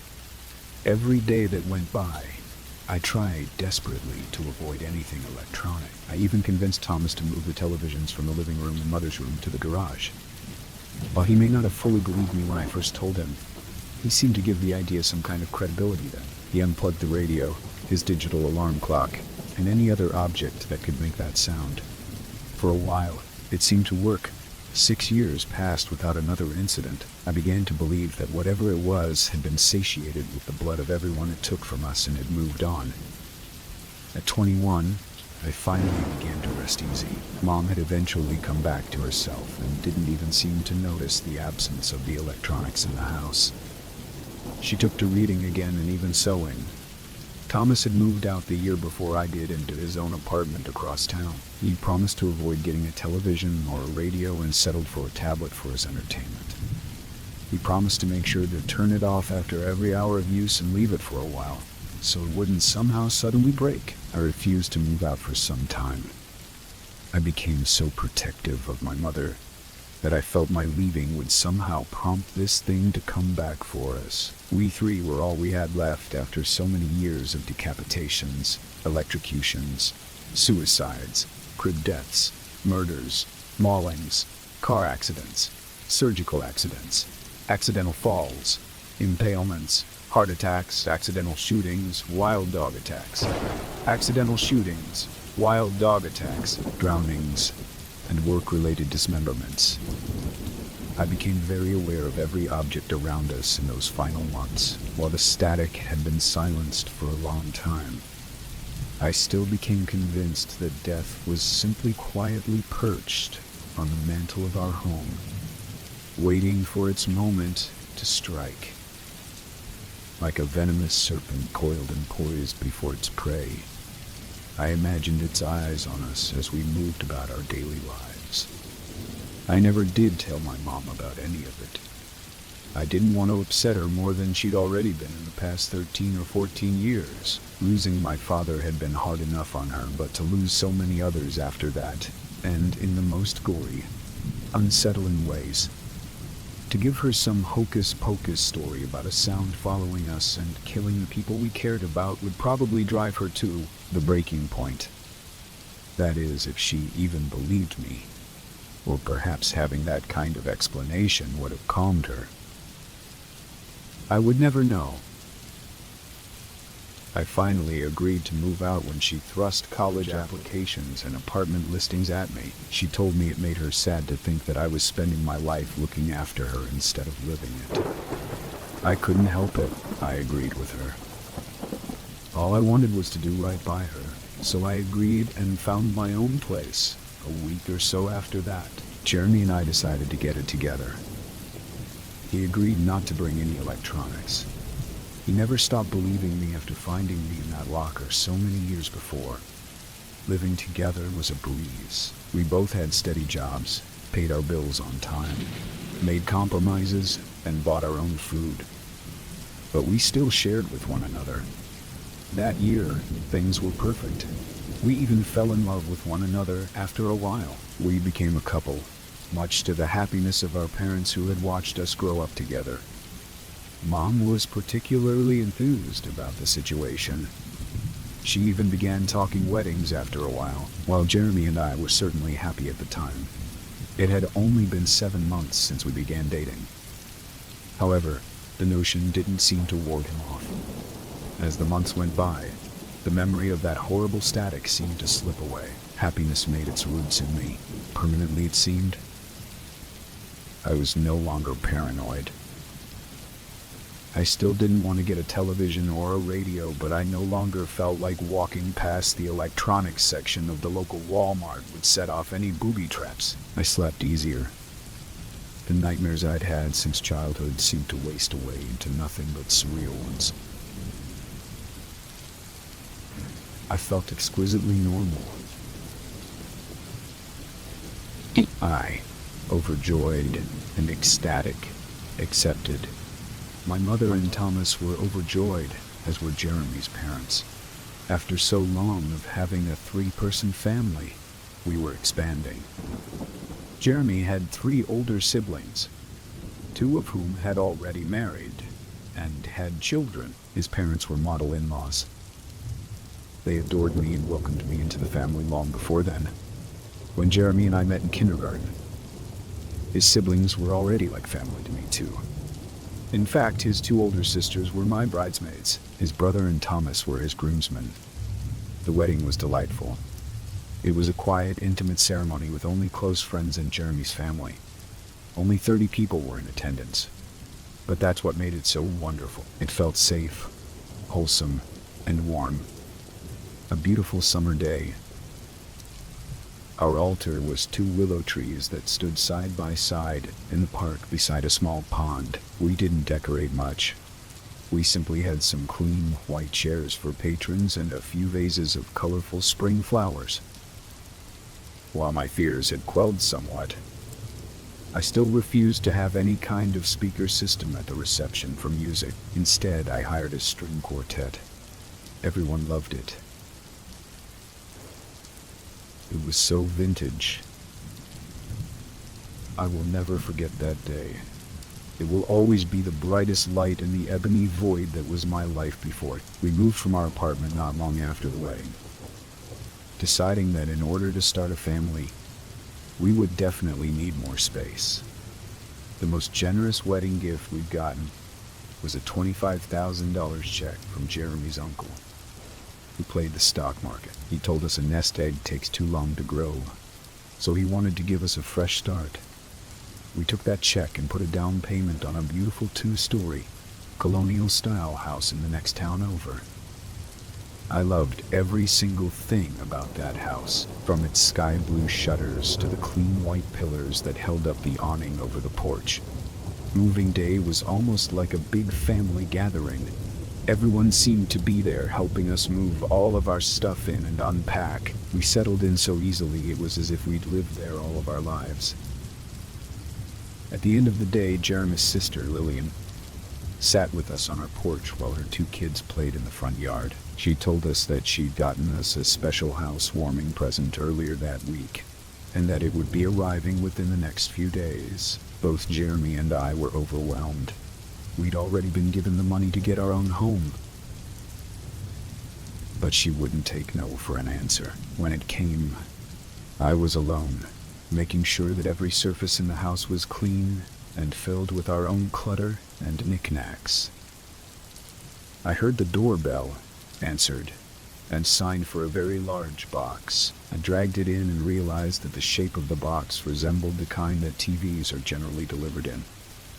I remember staring at it for a while, debating with myself about opening it. Those old twinges of anxiety played drums in my stomach and brain while I walked circles around the box, running my hand on the tape seams.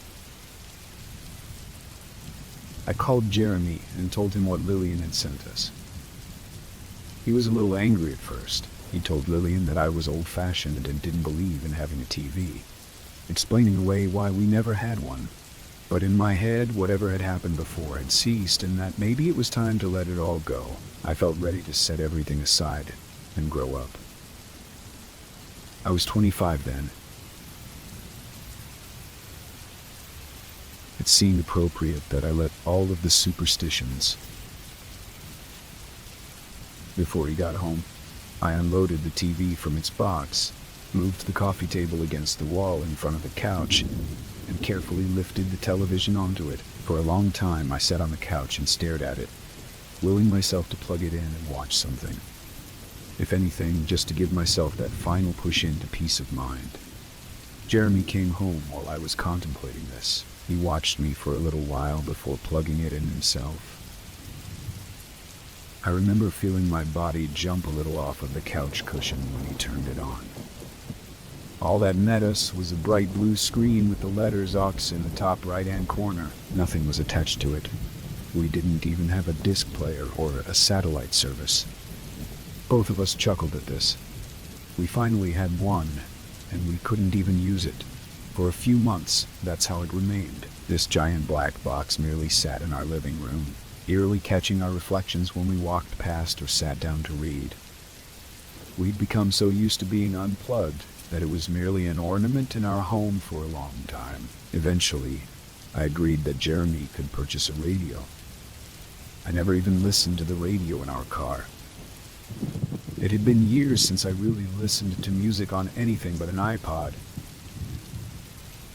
I never feared the static from one of those. I was never sure why. I felt that perhaps if we'd taken the step to get a TV, that a radio wouldn't be so bad. When he brought it home, I felt no sense of unease. This, to me, meant that I was really moving on. I remember listening to music with him on it that first night, dancing around our living room without a care in the world. We seemed to float away on it, losing ourselves in the plunky, up-tempo melody of some current top 40 hit. Out of nowhere, there it was. That horrid, itchy, sporadic, menacing white noise. The endless void of millions of screams all rolled into one insane loop. I don't know who got to it first, since both of us launched at it the moment it began to emit that gut-twisting noise. Both of our hands laid on that off switch for a long time as we tried to catch our breath. I immediately went into a rant, telling Jeremy to take it back and never ask for one again. I told him to get rid of the TV too. He calmed me for a moment, telling me that everything would be fine, that it was probably just a fluke, until we got the call. This thing came back with a vengeance, all right. It took not just one person, but 5. Jeremy dropped the phone and crumpled to the floor, consumed by an overwhelming grief. His brother, sisters, his brother-in-law, and sister-in-law, who had all been on a cruise together, had died. They were in the ship's ballroom, dancing and having a good time when the massive chandelier above them detached from its wires and crushed them. Because of this, his 2 nephews and 3 nieces were now orphans. The funerals were all combined into one big one. There were so many people there, and as I looked into the saddened faces of each one, I couldn't help but blame myself. Perhaps if I had not allowed Jeremy to get that radio, their lives would be spared. They'd still be here. Their children, the looks on their faces still haunt me to this day. Despite getting rid of the television and radio, it didn't stop. It just kept coming in waves. No matter where we were, somehow it would find us. Our answering machine started it, taking Jeremy's mother. She sank to the bottom of a river in a fishing boat while out with a friend. Her friend survived. Next, after having been off for years, the radio in my car suddenly howled at me one day, this time taking Jeremy's father. He was a window washer. He'd become tangled in the ropes and part of one wrapped around his neck. Next, all of the televisions at the store suddenly went snow white while shopping one day. This time, claiming his aunt and uncle in a skiing accident. His other aunt and uncle went separately. One was shot in a robbery. The uncle who had given us the gift of our home, he shot himself on accident while cleaning his pistol. The children, I don't even want to reiterate what happened to them. They were under our care at that time. The investigations that came after that took 4 years of our lives away, as well as them. In 6 years, Jeremy lost his entire family. He wasn't able to handle it. One day, I heard that was the day my Jeremy took his own life. Finding him was agony. I will never be able to get rid of the sight of his body lolling back and forth at the top of the stairs. I cannot erase cutting him down, desperately trying to resuscitate him, or watching the EMTs zip up the body bag and roll him away from me. Finally, it took the only 2 people I had left. 7 months after Jeremy committed suicide, I moved back in with my mother. Even before then, I'd been staying with her on and off, unable to walk into my own home without feeling the cold, withered hand of death grab me by the shoulders. I was nearly committed in that time. I became reclusive, increasingly paranoid, barely showered, and nearly refused to come out of my room unless I had to use the toilet. I didn't eat either. I must have lost 50 pounds in that time frame. After I moved back in, I didn't change much. Thomas would come and visit every now and then, trying desperately to get me out of the house. I just couldn't. I didn't want to be cornered by it. I didn't want to go out for groceries and have the store's speaker system suddenly become corrupt. I didn't want my car to suddenly sprout a new radio. I'd had it removed and explode into a mass of pure sound. I avoided everything and everyone for the most part.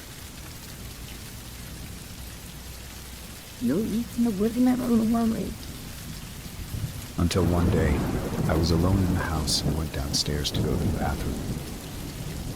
The upstairs one had a window that faced the neighbors. Mother always forgot to fix it as it was stuck open for years. The neighbors played their radio around that time of day. I didn't want to be in that bathroom if it went off. The downstairs bathroom had no window, so it felt safer. As I sat there feeling the cold porcelain of the seat press into my legs, I heard it. I panicked, pants wrapped in my ankles, shimmying around on that damn thing trying to find the source. When I found it, I cursed. Mom had gotten a shower radio that stuck to the wall on those little rubber suction cups, and it was screeching at me, echoing off of the tiled walls like the sound of a banshee's cry. I fell forward, my feet tangling in my jeans as I tried to reach it. I scrambled up and ripped it from the wall, slamming it to the floor under my foot. It just kept going. I continued to stomp on it until, of its own fruition, it ceased. I stood there staring at it, feeling my bones trembling beneath my flesh. I flew from the bathroom and found my cell phone. When I dialed my mother's number, all I heard was that horrid static. Same with Thomas. I began bawling, screaming through my sobs at it to stop and to leave us be. Amid my screaming, my phone began to ring. I stared at the number on my caller ID, knowing full well what it was. I thought that perhaps if I ignored it, it would go away, that I'd be all right. I tried to rationalize that maybe the answering of the call was what really killed them, and not the white noise. Against my better judgment, I answered. while crossing the road from the market with the groceries they'd gone to get for dinner. The brakes of a semi-truck had failed.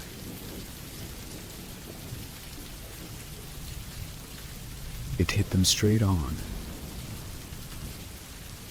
obliterating them.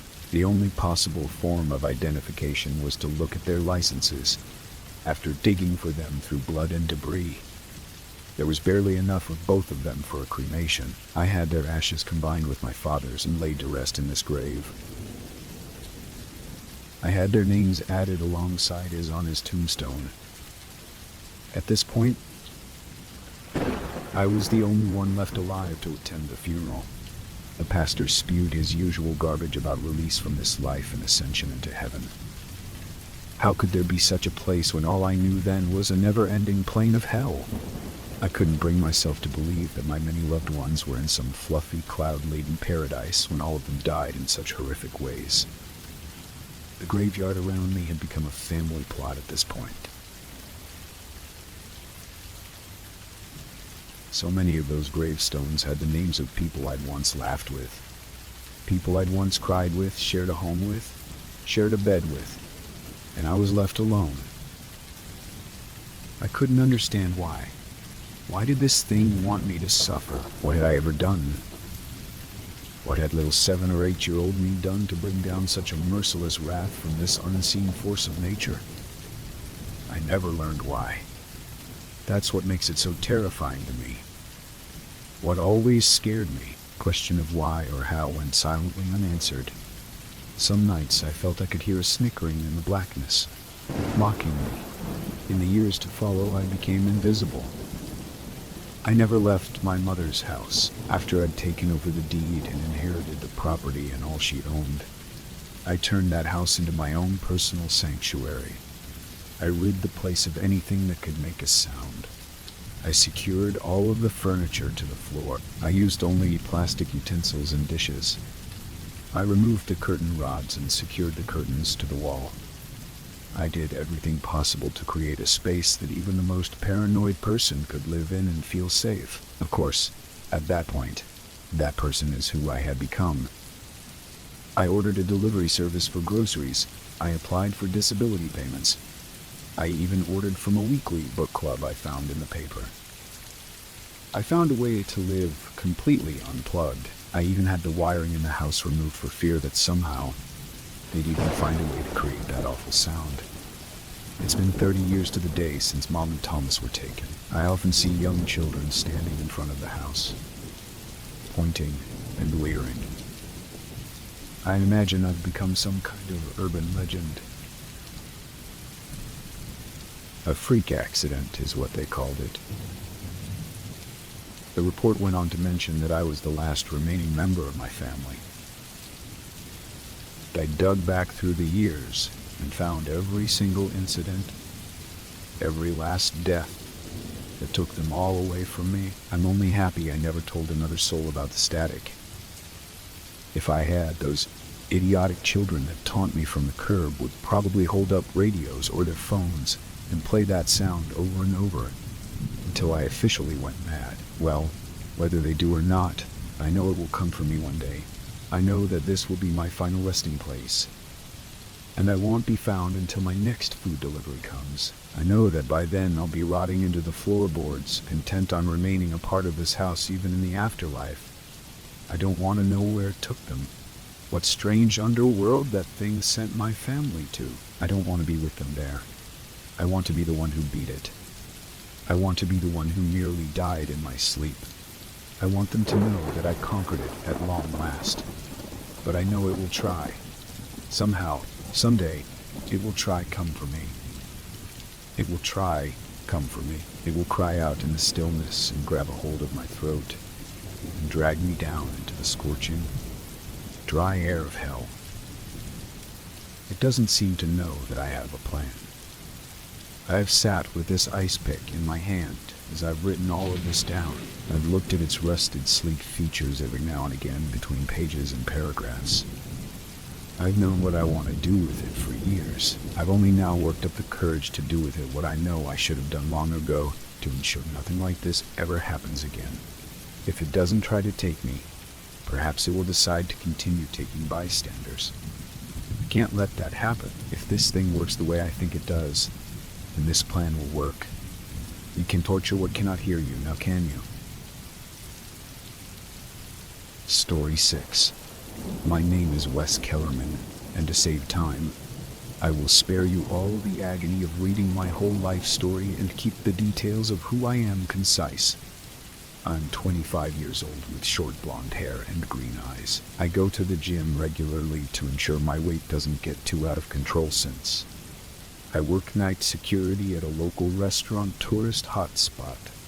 I'm single and spend most of my days working, sleeping, reading, and watching Netflix. Not much going on in the life of Wes. Well, that is until recently. I found an old journal while working late at the Luna Rosa winery the other night. For those who don't know, Luna Rosa is located in Stillwater, Minnesota, and in order for things to make a little more sense, I'll need to update you on the town's history a bit. I'm not a history buff, so some details may be slightly off, and I apologize. Stillwater was constructed on a large hillside in 1837, with a small chunk of the downtown area built into a sandstone bluff that housed a network of man-made tunnels dating back to before the 1800s. The Joseph Wolf Brewing Company bought the cave system in 1896, using the tunnels and natural springs in them to store and craft their signature beer. In 1899, 3 brewery workers stumbled upon an unmapped section of the cave. 2 of the workers were buried alive in a cave-in just minutes after the discovery. The one who survived maintained minor injuries, though a few months later was admitted to the hospital's psychiatric ward. After going into a never-ending rant about a demon lurking within the depths of the cave, he disappeared a couple of weeks later.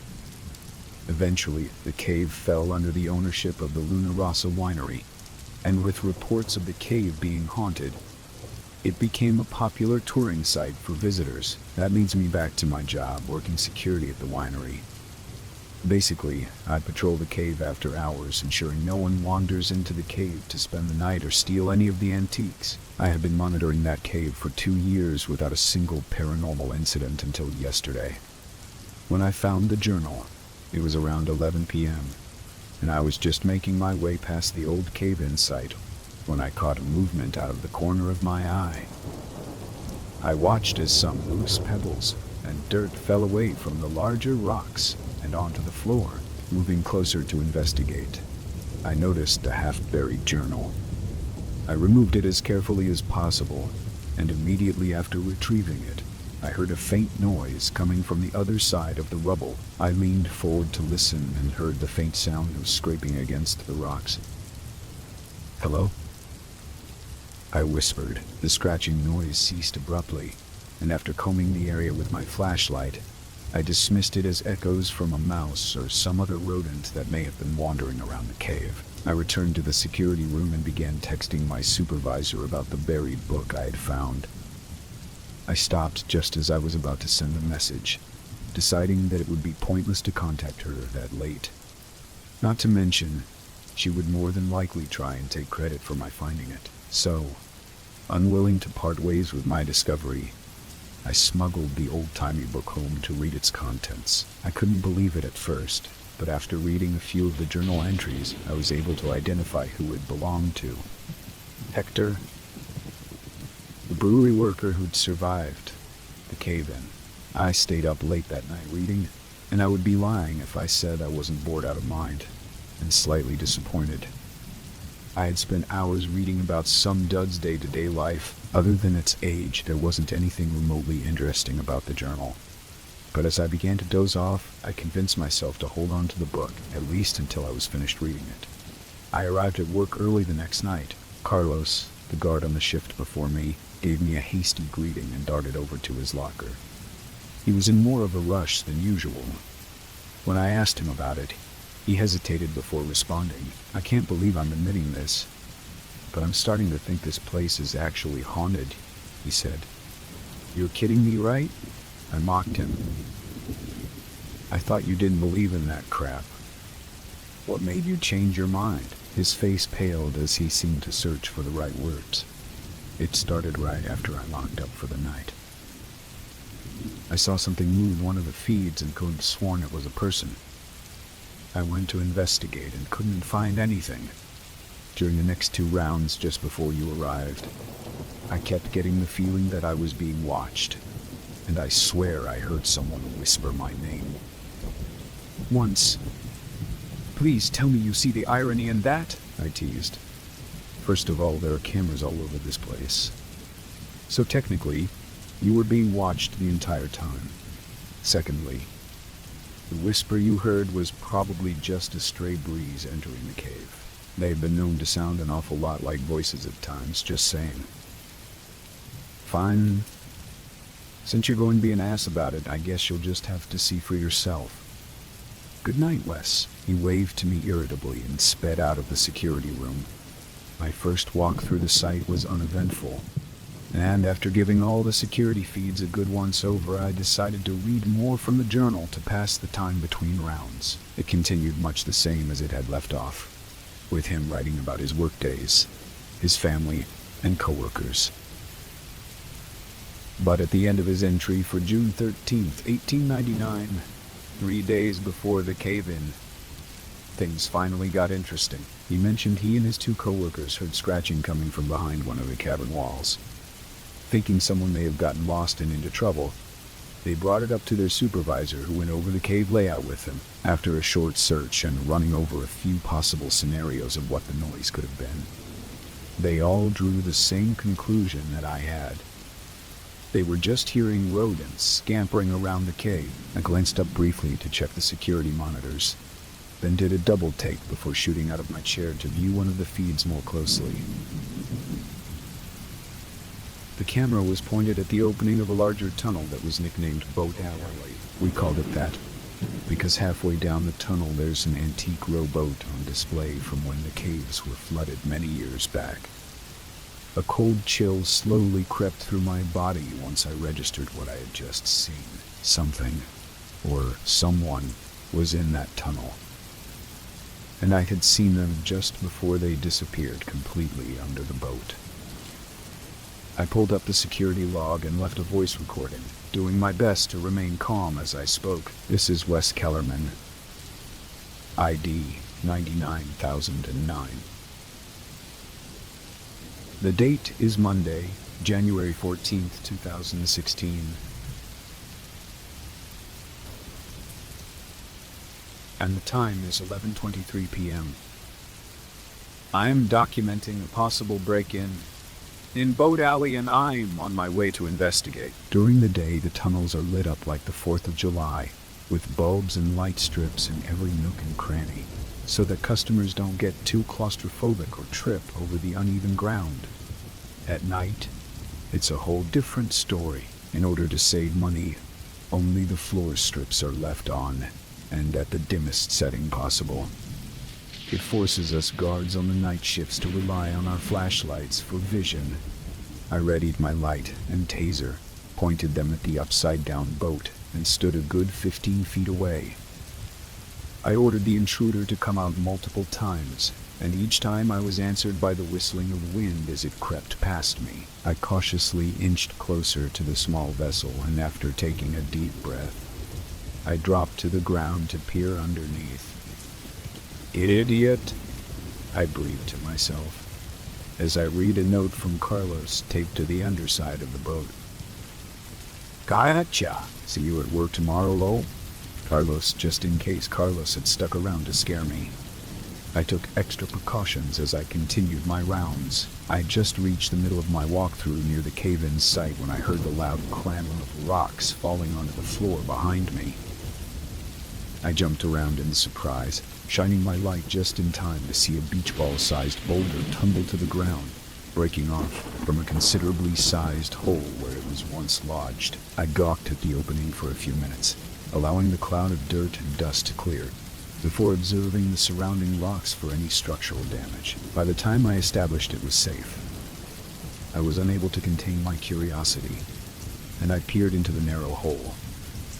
It snaked for a few feet, widening as it went, before opening up into a large chamber. A moment later, I was army crawling through the tunnel entrance, and standing at the edge of the large cavern. What I saw was breathtaking. Stalagmites were speckled throughout the chamber, and each one glistened as the beam from my light reflected off the condensation that coated them. I made my way to the center of the room, and after winding around a couple of the pillars, a small pond entered my limited field of vision. After examining the floor of the cavern, I immediately deduced that it must have been left over from when the caves were flooded. I didn't see them at first, but as I looked over the small pond, I noticed small flakes scattered in small piles around its edges. I carefully approached the tiny pool, trying my best to avoid kicking any loose flakes or sediment into it, and disturbing its mirror-like appearance. Unlike the other chambers, this one lacked the normal clutter of sound produced by plummeting water droplets and stray breezes finding their way through the cave's hidden orifices. It was completely sealed off from the outside world, and the silence it manufactured was unbelievably peaceful. The fact that I was standing in the tomb of two dead men never really occurred to me until now. I guess I was just too caught up in the moment to realize that. Even now, picturing the unreal stillness of that pond brings about a calmness I never knew existed. After what felt like hours, I reluctantly turned away from the pond to leave and ran right into one of the stalagmites. I swore loudly in surprise as it split under my weight, taking the top half of the structure with me as I fell towards the floor. I braced myself, expecting to have the wind knocked out of me, but to my astonishment, the piece I was still clutching practically disintegrated against my body as it broke my fall. I quickly hopped to my feet and was met by a terrible odor, one so foul that it's difficult to put into words. If I were to try to describe it, I'd say it smelled like a mix of spoiled milk, burnt rubber, and cigarette ashes. Needless to say, I threw up as soon as the stench hit my nostrils. I hurriedly covered my nose and mouth with my shirt to mask the smell as I went to investigate the source. If you're squeamish, I suggest you skip this part because there's no sugarcoating what I saw. The smell. I shined my light at the now knee-high structure, doing my best to keep my distance while I studied what was left of it. The base wasn't thick and round like a normal stalagmite. This one had a bipod base that gradually merged into a single body.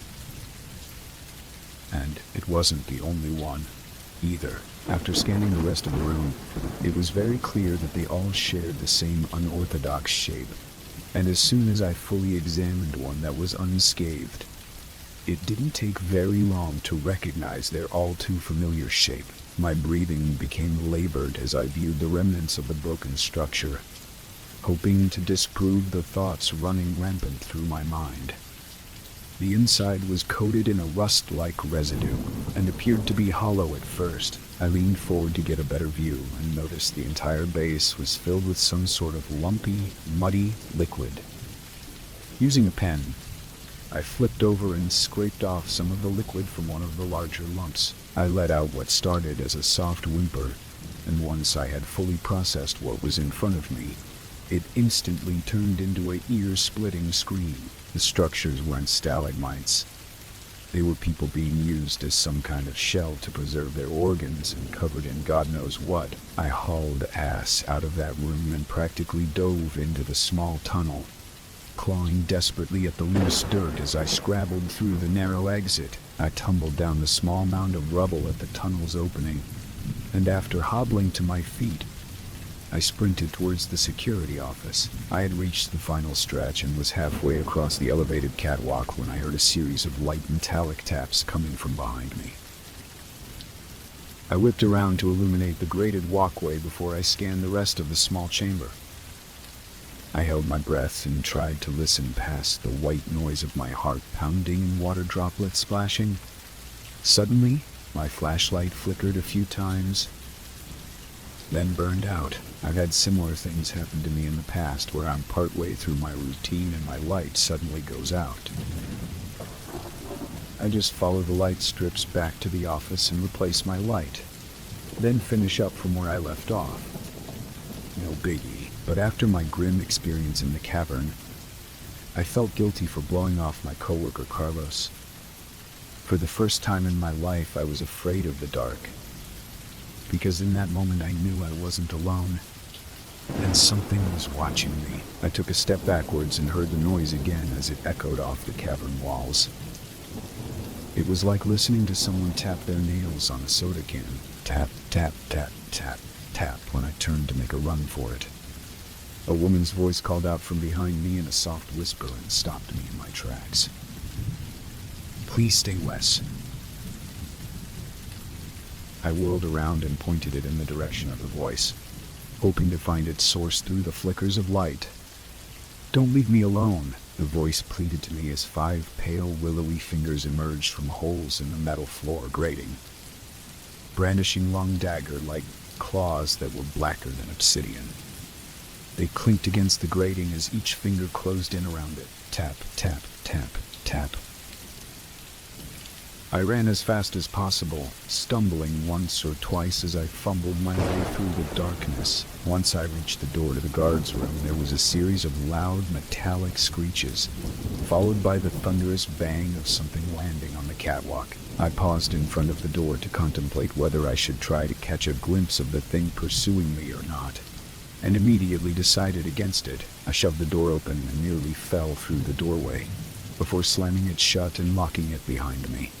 I started to dial 911 on the security room phone, but stopped once I realized how crazy my story would sound. Frustrated, I slammed the phone down onto the receiver and glared intensely at the door I just came through, as a young woman's voice crooned from the other side. "Wes, I promise I won't hurt you."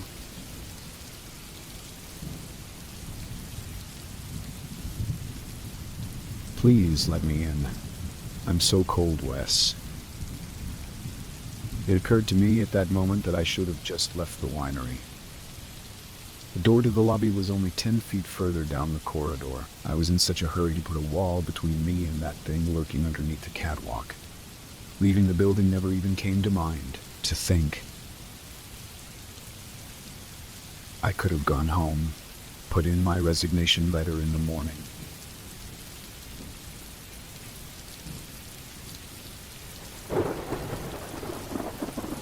I never came back to Luna Rossa. I took a deep breath to calm myself, despite how terrifying the idea was. I knew I had to figure out who or what exactly I was dealing with.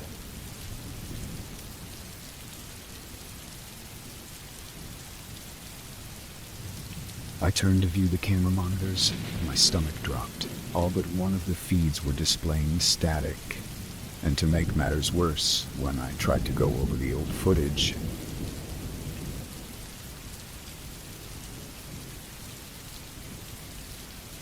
I realized I'd forgotten to turn on the VCR recorder at the start of my shift. Not only could I not view the footage from earlier, there was no video evidence of what tampered with the cameras. Desperate for answers, I opened up Hector's journal once more and breezed over his last few entries. What I read not only terrified me, but confirmed everything I had experienced. On June 15, 1899, Hector and his 2 cohorts, Ben and Daniel, were on their way out of the caves when Hector playfully shoved Ben. This caused him to fall into and through the same tunnel wall they'd been hearing noises through the other day. Breaking protocol, they decided to investigate the new chamber. Sound familiar? On their own, each bringing their own lantern. The first thing they noticed were the hundreds of human-shaped stalagmites scattered throughout the chamber, and at the center of them all was the small pond. Ben and Daniel both wandered to the center of the chamber, while Hector observed the man-shaped structures. When they reached the pond, they found a naked woman lying at its edge, with her lower half completely submerged. Figuring she was dead, they ordered Hector to get their supervisor. As he was leaving, he heard a woman's voice, followed by Daniel's scream as he came rushing toward him. He spurred him on, confused as to why Ben and the girl weren't with him. Daniel was only an arm's length away when a pale, clawed hand shot out from the darkness and grabbed his friend by the ankle. Terrified, Hector grabbed a nearby pickaxe and began chipping away at the opening of the cavern, causing the cave-in of 1899. Just before the opening was completely buried, Hector claimed he saw a stalagmite resembling Ben's figure at the edge of the pond, still holding his lit lantern. Behind that, he witnessed what he described as a creature that had the body of a woman from the waist up, and the body of a demon from the waist down. A week later, he returned to the site in secret, just before he was taken to the asylum, and left his journal there as a warning for those who were willing to believe him. Not really knowing what to do next, I did the only thing I could think of at the time, which was sit and wait it out.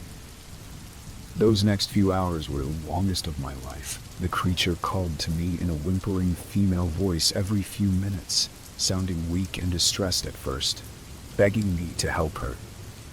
After an hour or so, it tried a more seductive approach. Again, using the same female voice, it would moan my name over and over while tempting me with sexual fantasies I could only dream of if I opened the door for her. When the teasing didn't work, there was a brief window of silence before the creature began screaming and lashing out at the security room door. I vaguely remember wrapping my uniform top around my head, hoping to muffle the cacophony of scraping nails and ear-splitting shrieks that were being amplified by the surrounding cavern walls. The noises were so horrifyingly loud and painful. At one point, I actually contemplated opening the door just to make it stop.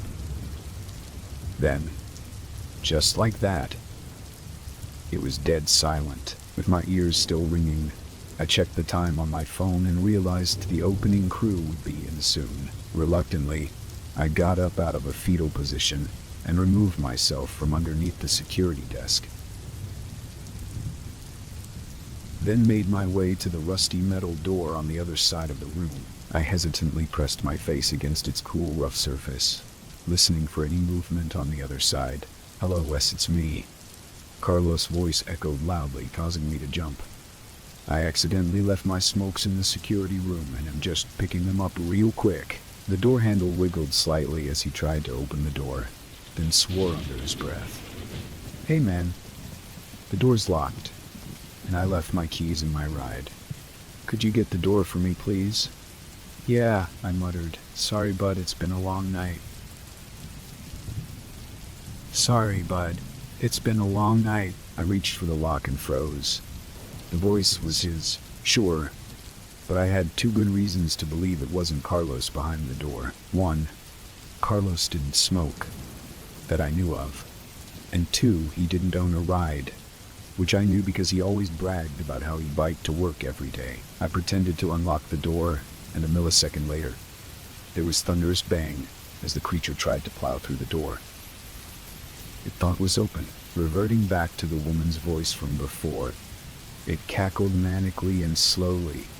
With each passing second, it began to fade. Thinking it was returning back to the depths of the cave, I grabbed my things and, without hesitation, seized my opportunity to leave. I darted out of the security room and up the stone steps. I burst through the door to the main lobby and sprinted out the front entrance to my car. When I got home, the first thing I went for was the pistol I kept in my nightstand, before barricading myself in the bedroom. Later that evening, I was woken up by the sound of my phone ringing. I fumbled around trying to find it, but by the time I did, I'd already missed the phone call.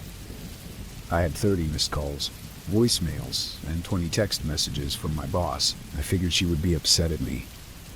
I mean, I left without locking up, and I can only imagine what the security door looked like after the creature manhandled it for hours on end. Not to mention the large hole at the cave-in site. I figured I had a lot of explaining to do.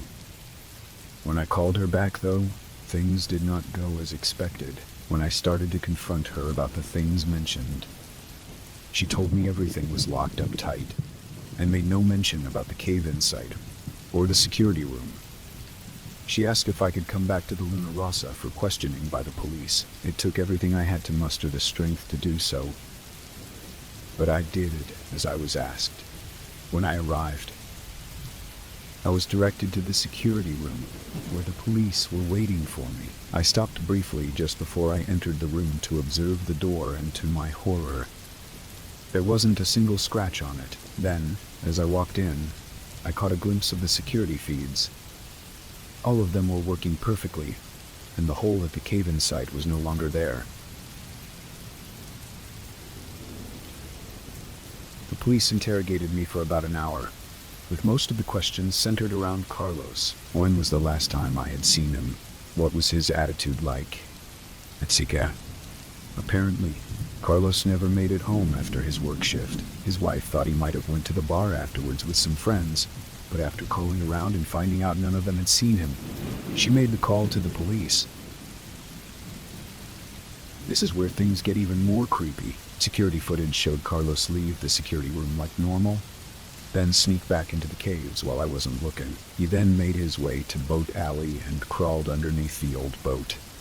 They played my audio report about the intruder at this point in time. As I was leaving the security room, a couple of rocks fell from the cave-in site, leaving a small tunnel behind, and Carlos left his hiding spot to investigate the noise. The video showed him crawl into the tiny tunnel, and shortly after, it collapsed with him still inside.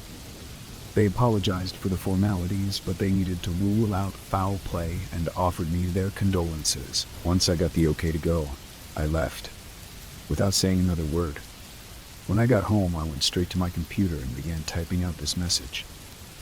It's taken me almost a month now to write it, because I can still hardly believe what happened. The recording from that night, the one the police had found, shouldn't have even existed, seeing as I had forgot to turn on the video recorder. I don't know how, but the creature must have tampered with the footage and somehow repaired the damage it had made to the security room door. I know, it all sounds insane, but it's the truth. At least I think it is. I couldn't have hallucinated the whole thing, could I? If I'm not going completely bat crazy, that means some paranormal creature's going around kidnapping people, storing them in the cave and covering it up. Think about it for a second. How old is that thing? How long has it been holed up in that cave, waiting to pick off some I have a lot of questions, but I sure as hell am not going to stick around to find the answers and be labeled as a whack job, or worse, turned into human jerky. I put in my 2 weeks notice right away and used what was left of my TVO days, so that I never had to return to that awful place. But that doesn't change the fact that my mind still does. Almost every night, I can hear her, or it calling to me, begging me to return, like some sick siren song playing over and over in my head. Now, if this tale wasn't enough to keep you away, I can't physically stop you from going there. And I wish you the best. But to those who are willing to listen, please heed my warning and stay clear of the Luna Rossa. Story 7. I don't really know how to start something like this. Writing journal entries isn't something I'd say I'm used to. Anyways, the doctors said it might help to get something down on paper, so it's worth a try. I've been in this hospital for a few days now, and I haven't really been able to do anything apart from write. They told me I had a near-death experience, and say the traumatizing event triggered the memories and visions I'm now plagued with. After seeing the things I saw, I don't think I'll ever be able to forget them. I remember it all so vividly. Every sound, every conversation, every feeling of terror, as if I'm still stuck in that nightmare. The events replay over and over again in my head without any end, and I haven't been able to sleep. So, I'm writing down everything that happened, while it's still clear in my mind. I'll start from the beginning. Everything happened about a few days ago when I was invited to go on a camping trip with my friends, Matt and Alex. Nothing over the top, of course. We just wanted to spend a day or two in the wilderness, and I really just wanted to take a break from my busy work schedule. Matt suggested we check out the forest that surrounded the hunting cabin his family owned, considering it was relatively close by and fairly easy to get to. Alex and I agreed. The idea seemed as good as any, and within the next day, we all arrived at the property in Matt's pickup. We didn't waste any time, and after making sure everything was in check, we gathered our gear out of Matt's truck and headed out towards the tree line, following a small path through the tall grass and up to the forest's edge. As we followed one another into the forest, Matt took the lead, picking up a stick to walk with and humming the catchy tune of some infomercial. We headed north for about an hour or so. Alex cracked a few jokes which we laughed at, but there wasn't all that much conversation among us. It was still reasonably early in the morning, and we mostly concentrated on walking without tripping over fallen branches and simply taking in the beautiful scenery that surrounded us. After a few hours, we stopped to rest and snack once or twice, but continued our steady march into the wilderness shortly after. It wasn't until later in the day when we came across something out of the ordinary from the repetitive branches and foliage of the forest. A worn path cut across our route, overgrown by tall grass and vegetation. It was barely visible, and we would have passed it if not for the break in the trees. We didn't have a solid plan as to where we were going to set up camp for the night, so seeing as we weren't in any immediate rush, we ended up following it. The path headed straight for quite a ways before it took a sharp turn to the right, revealing a clearing in the trees and an old, run-down warehouse of sorts. We looked around for any sign or form of advertisement, but there either wasn't any, or it had long since been swallowed up by the forest. I couldn't blame him either. In retrospect, Matt's hunting cabin was barely used, and the idea of there being some old abandoned building close to his property really didn't surprise us that much. I looked at my watch. It was 6 p.m. and beginning to get dark. Matt must have noticed the time too, and suggested we camp in the building for the night. I agreed, deciding sleeping on the flat warehouse floor would be more comfortable than the uneven forest floor. That, and quite honestly, I was too tired to bother putting up a tent. Alex was less reluctant, being somewhat apprehensive about the whole idea, but soon caved after Matt told him he could sleep outside alone if he really wanted to. We walking up to the entrance and tried what was left of two battered doors that marked the building's entry. They were already slightly open but stiff from being untouched for so long, and we had to wrestle with their rusted hinges to gain entry. The inside of the building was a barren shell of an old factory. Broken and boarded windows, weathered paint, completely empty save for a few boxes and cobwebs here and there. We decided to set up a makeshift camp in the center of the main room and move the spare boxes around to sit on. We had been talking and joking around for a while, eating what food we brought with, when we heard a distant clash echo throughout the building. Our heads all glanced to the left, where the sound seemed to have originated. "You guys hear that?" Alex asked. I shook my head, still listening, and Matt was about to say something when another clash echoed again, more faint but unmistakably noticeable. Upon inspection, a small hallway branched off of the main room, ending in a thick iron door with a small viewing window built into its center. The three of us headed towards the door after Matt and I each grabbed a flashlight from my bag and waited, peering through the scratched window at a staircase leading down into complete darkness. "Basement, maybe," Matt guessed, staring at the door. A few silent moments passed before Alex stepped in. "Well, whatever it was, it's gone now. Probably nothing lets gee." Another clang cut him off, pulling our attention back to the window. Again, no movement was visible in the darkness. An unsettling silence fell over us. "Let's check it out," Matt said, already tugging on the handle, the hinges screeching loudly as the ancient door opened. "Are you crazy?" Alex exclaimed. "Are you crazy?" Alex exclaimed. "Relax," I said. "It's probably just an animal. A raccoon, maybe." "What, are you scared?" Matt teased jokingly. He laughed when Alex flipped him off and walked back towards the main room. "Whatever. I'm going to bed. See you idiots in the morning." Whatever, I'm going to bed. See you idiots in the morning. With that, Matt began to slip through the door. You coming or not? He said, starting down the stairs. With nothing better to do, I placed a loose brick on the floor as a doorstop and descended the stairs with him. When we reached the bottom, the air was somewhat heavy. A musty odor hung around us that I could taste in the back of my throat. As my eyes slowly adjusted to the absence of light, I could make out various pipes and vents that ran the length of the walls and ceilings.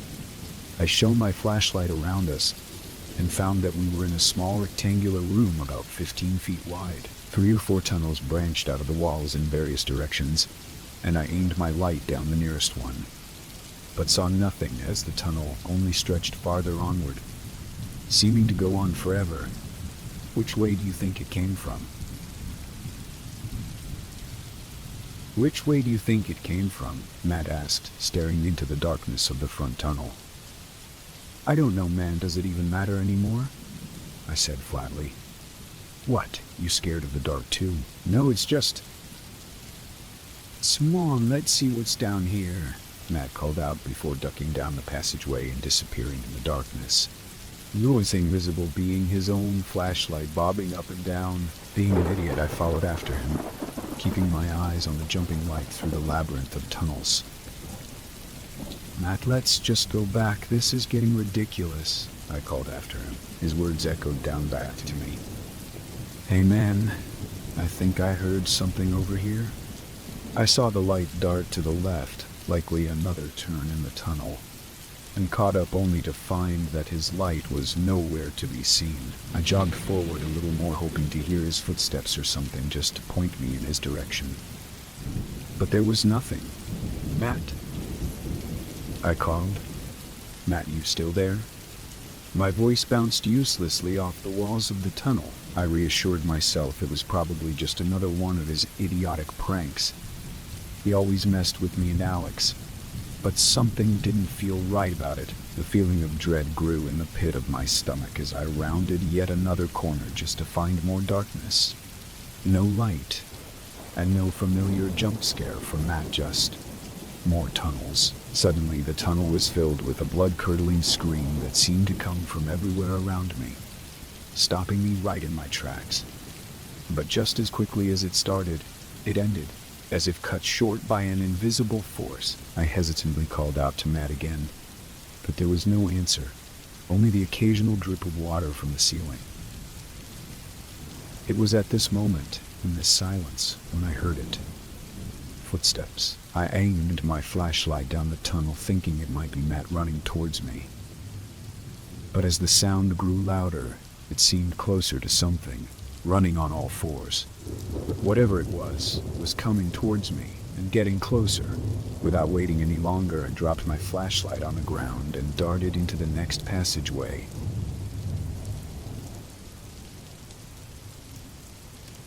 Hiding myself in the darkness. Moments passed, and as the sounds grew louder, I could hear whatever it was, panting and wheezing, seemingly more in pain than from exhaustion. The flashlight on the ground illuminated the figure now at the mouth of the tunnel. I struggled to stay silent as I gazed at a horrid creature now only a few yards away from me.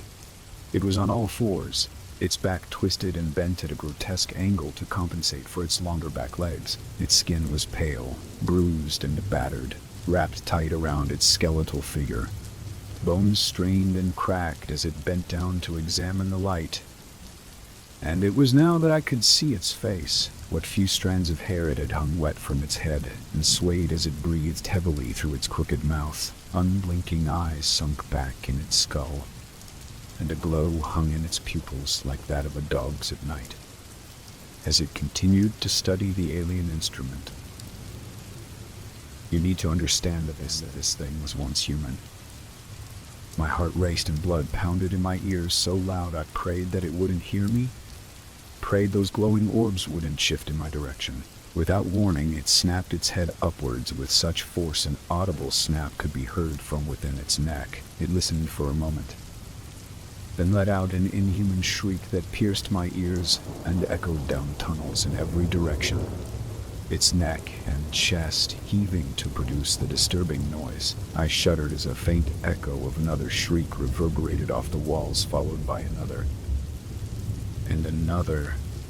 And another. There was more than one. The echoes were coming from everywhere. I couldn't pinpoint where they were. The deformed being let out another shriek before taking down the tunnel, leaving me more terrified than ever. I stayed in that corner for what seemed like hours, too petrified to move, just listening. Every so often hearing one of them howl far off down another tunnel. It was as if they were searching for me, hunting me. I had to get out of there.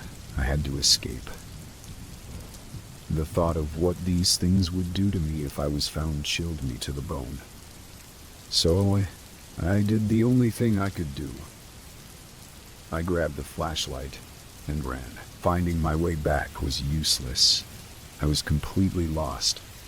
All I could do was run and pray for an exit of some sort. I kept my eyes forward as I ran quietly down the tunnel, constantly terrified that I would hear the ragged breathed-in footfalls of one behind me at any moment. I was about to turn the next corner when my legs snagged on something in front of me and I fell headfirst into a puddle on the ground.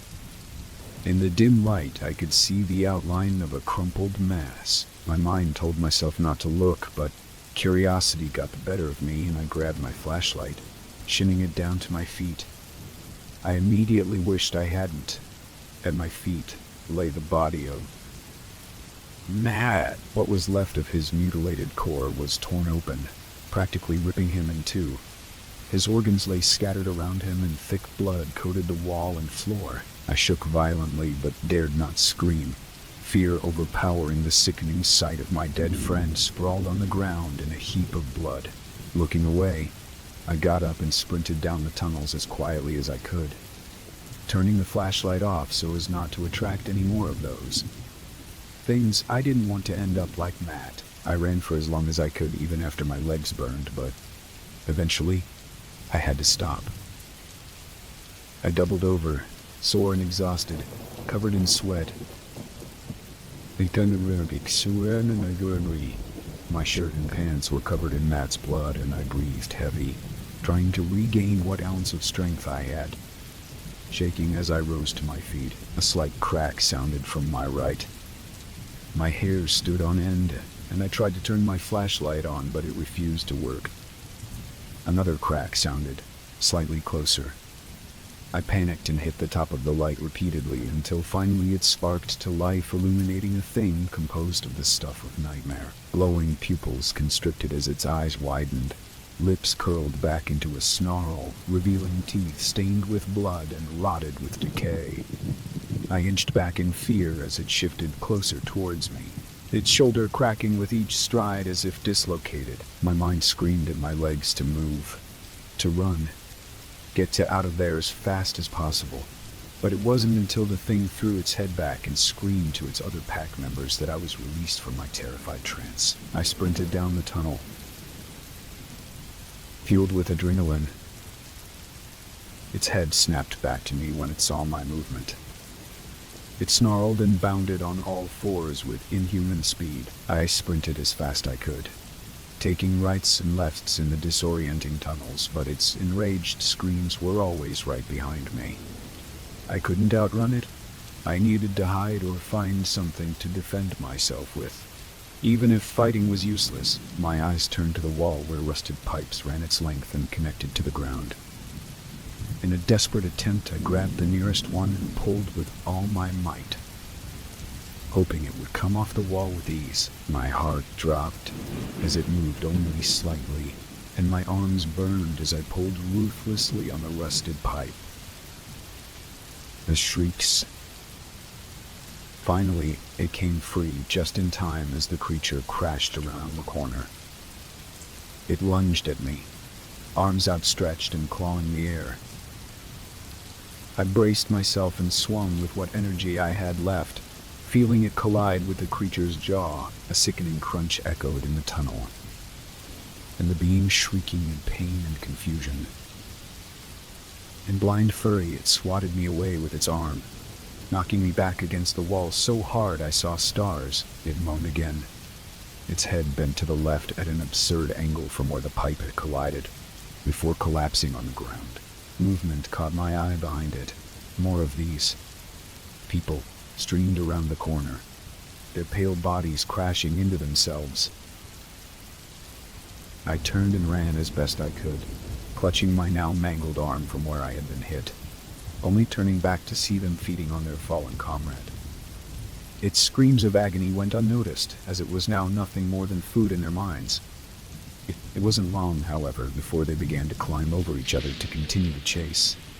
Their wild eyes locked on me.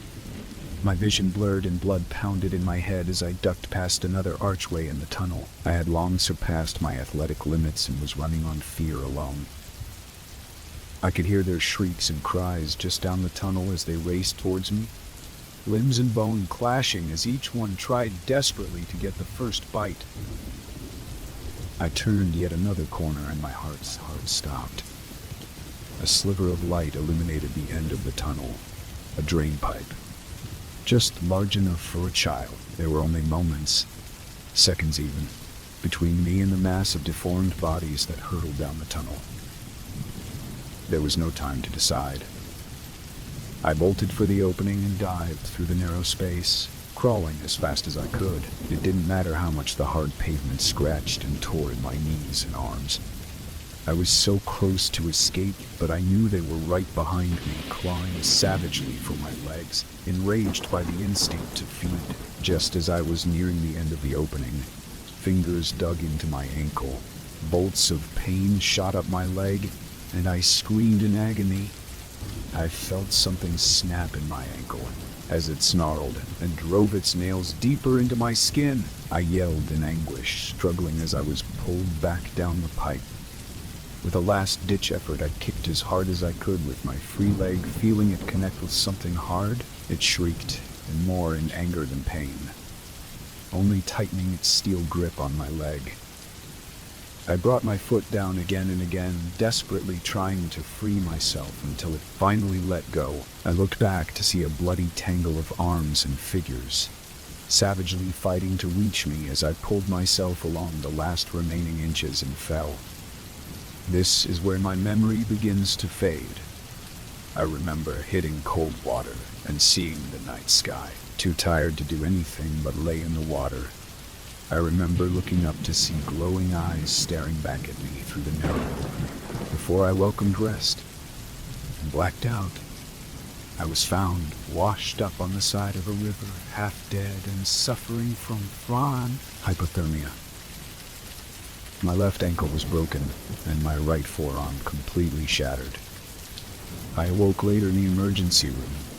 Doctors told me I was lucky to be alive, and before long, police authorities came to question me. I told them everything, but my story was dismissed as a result of stress and shock. As I said before, I can't sleep. Every odd sound sends me into a state of panic, and I can't deal with reliving every event of that day when I close my eyes. But the worst part, that terrorizes me even more, is that Alex is still there. And that door is still open.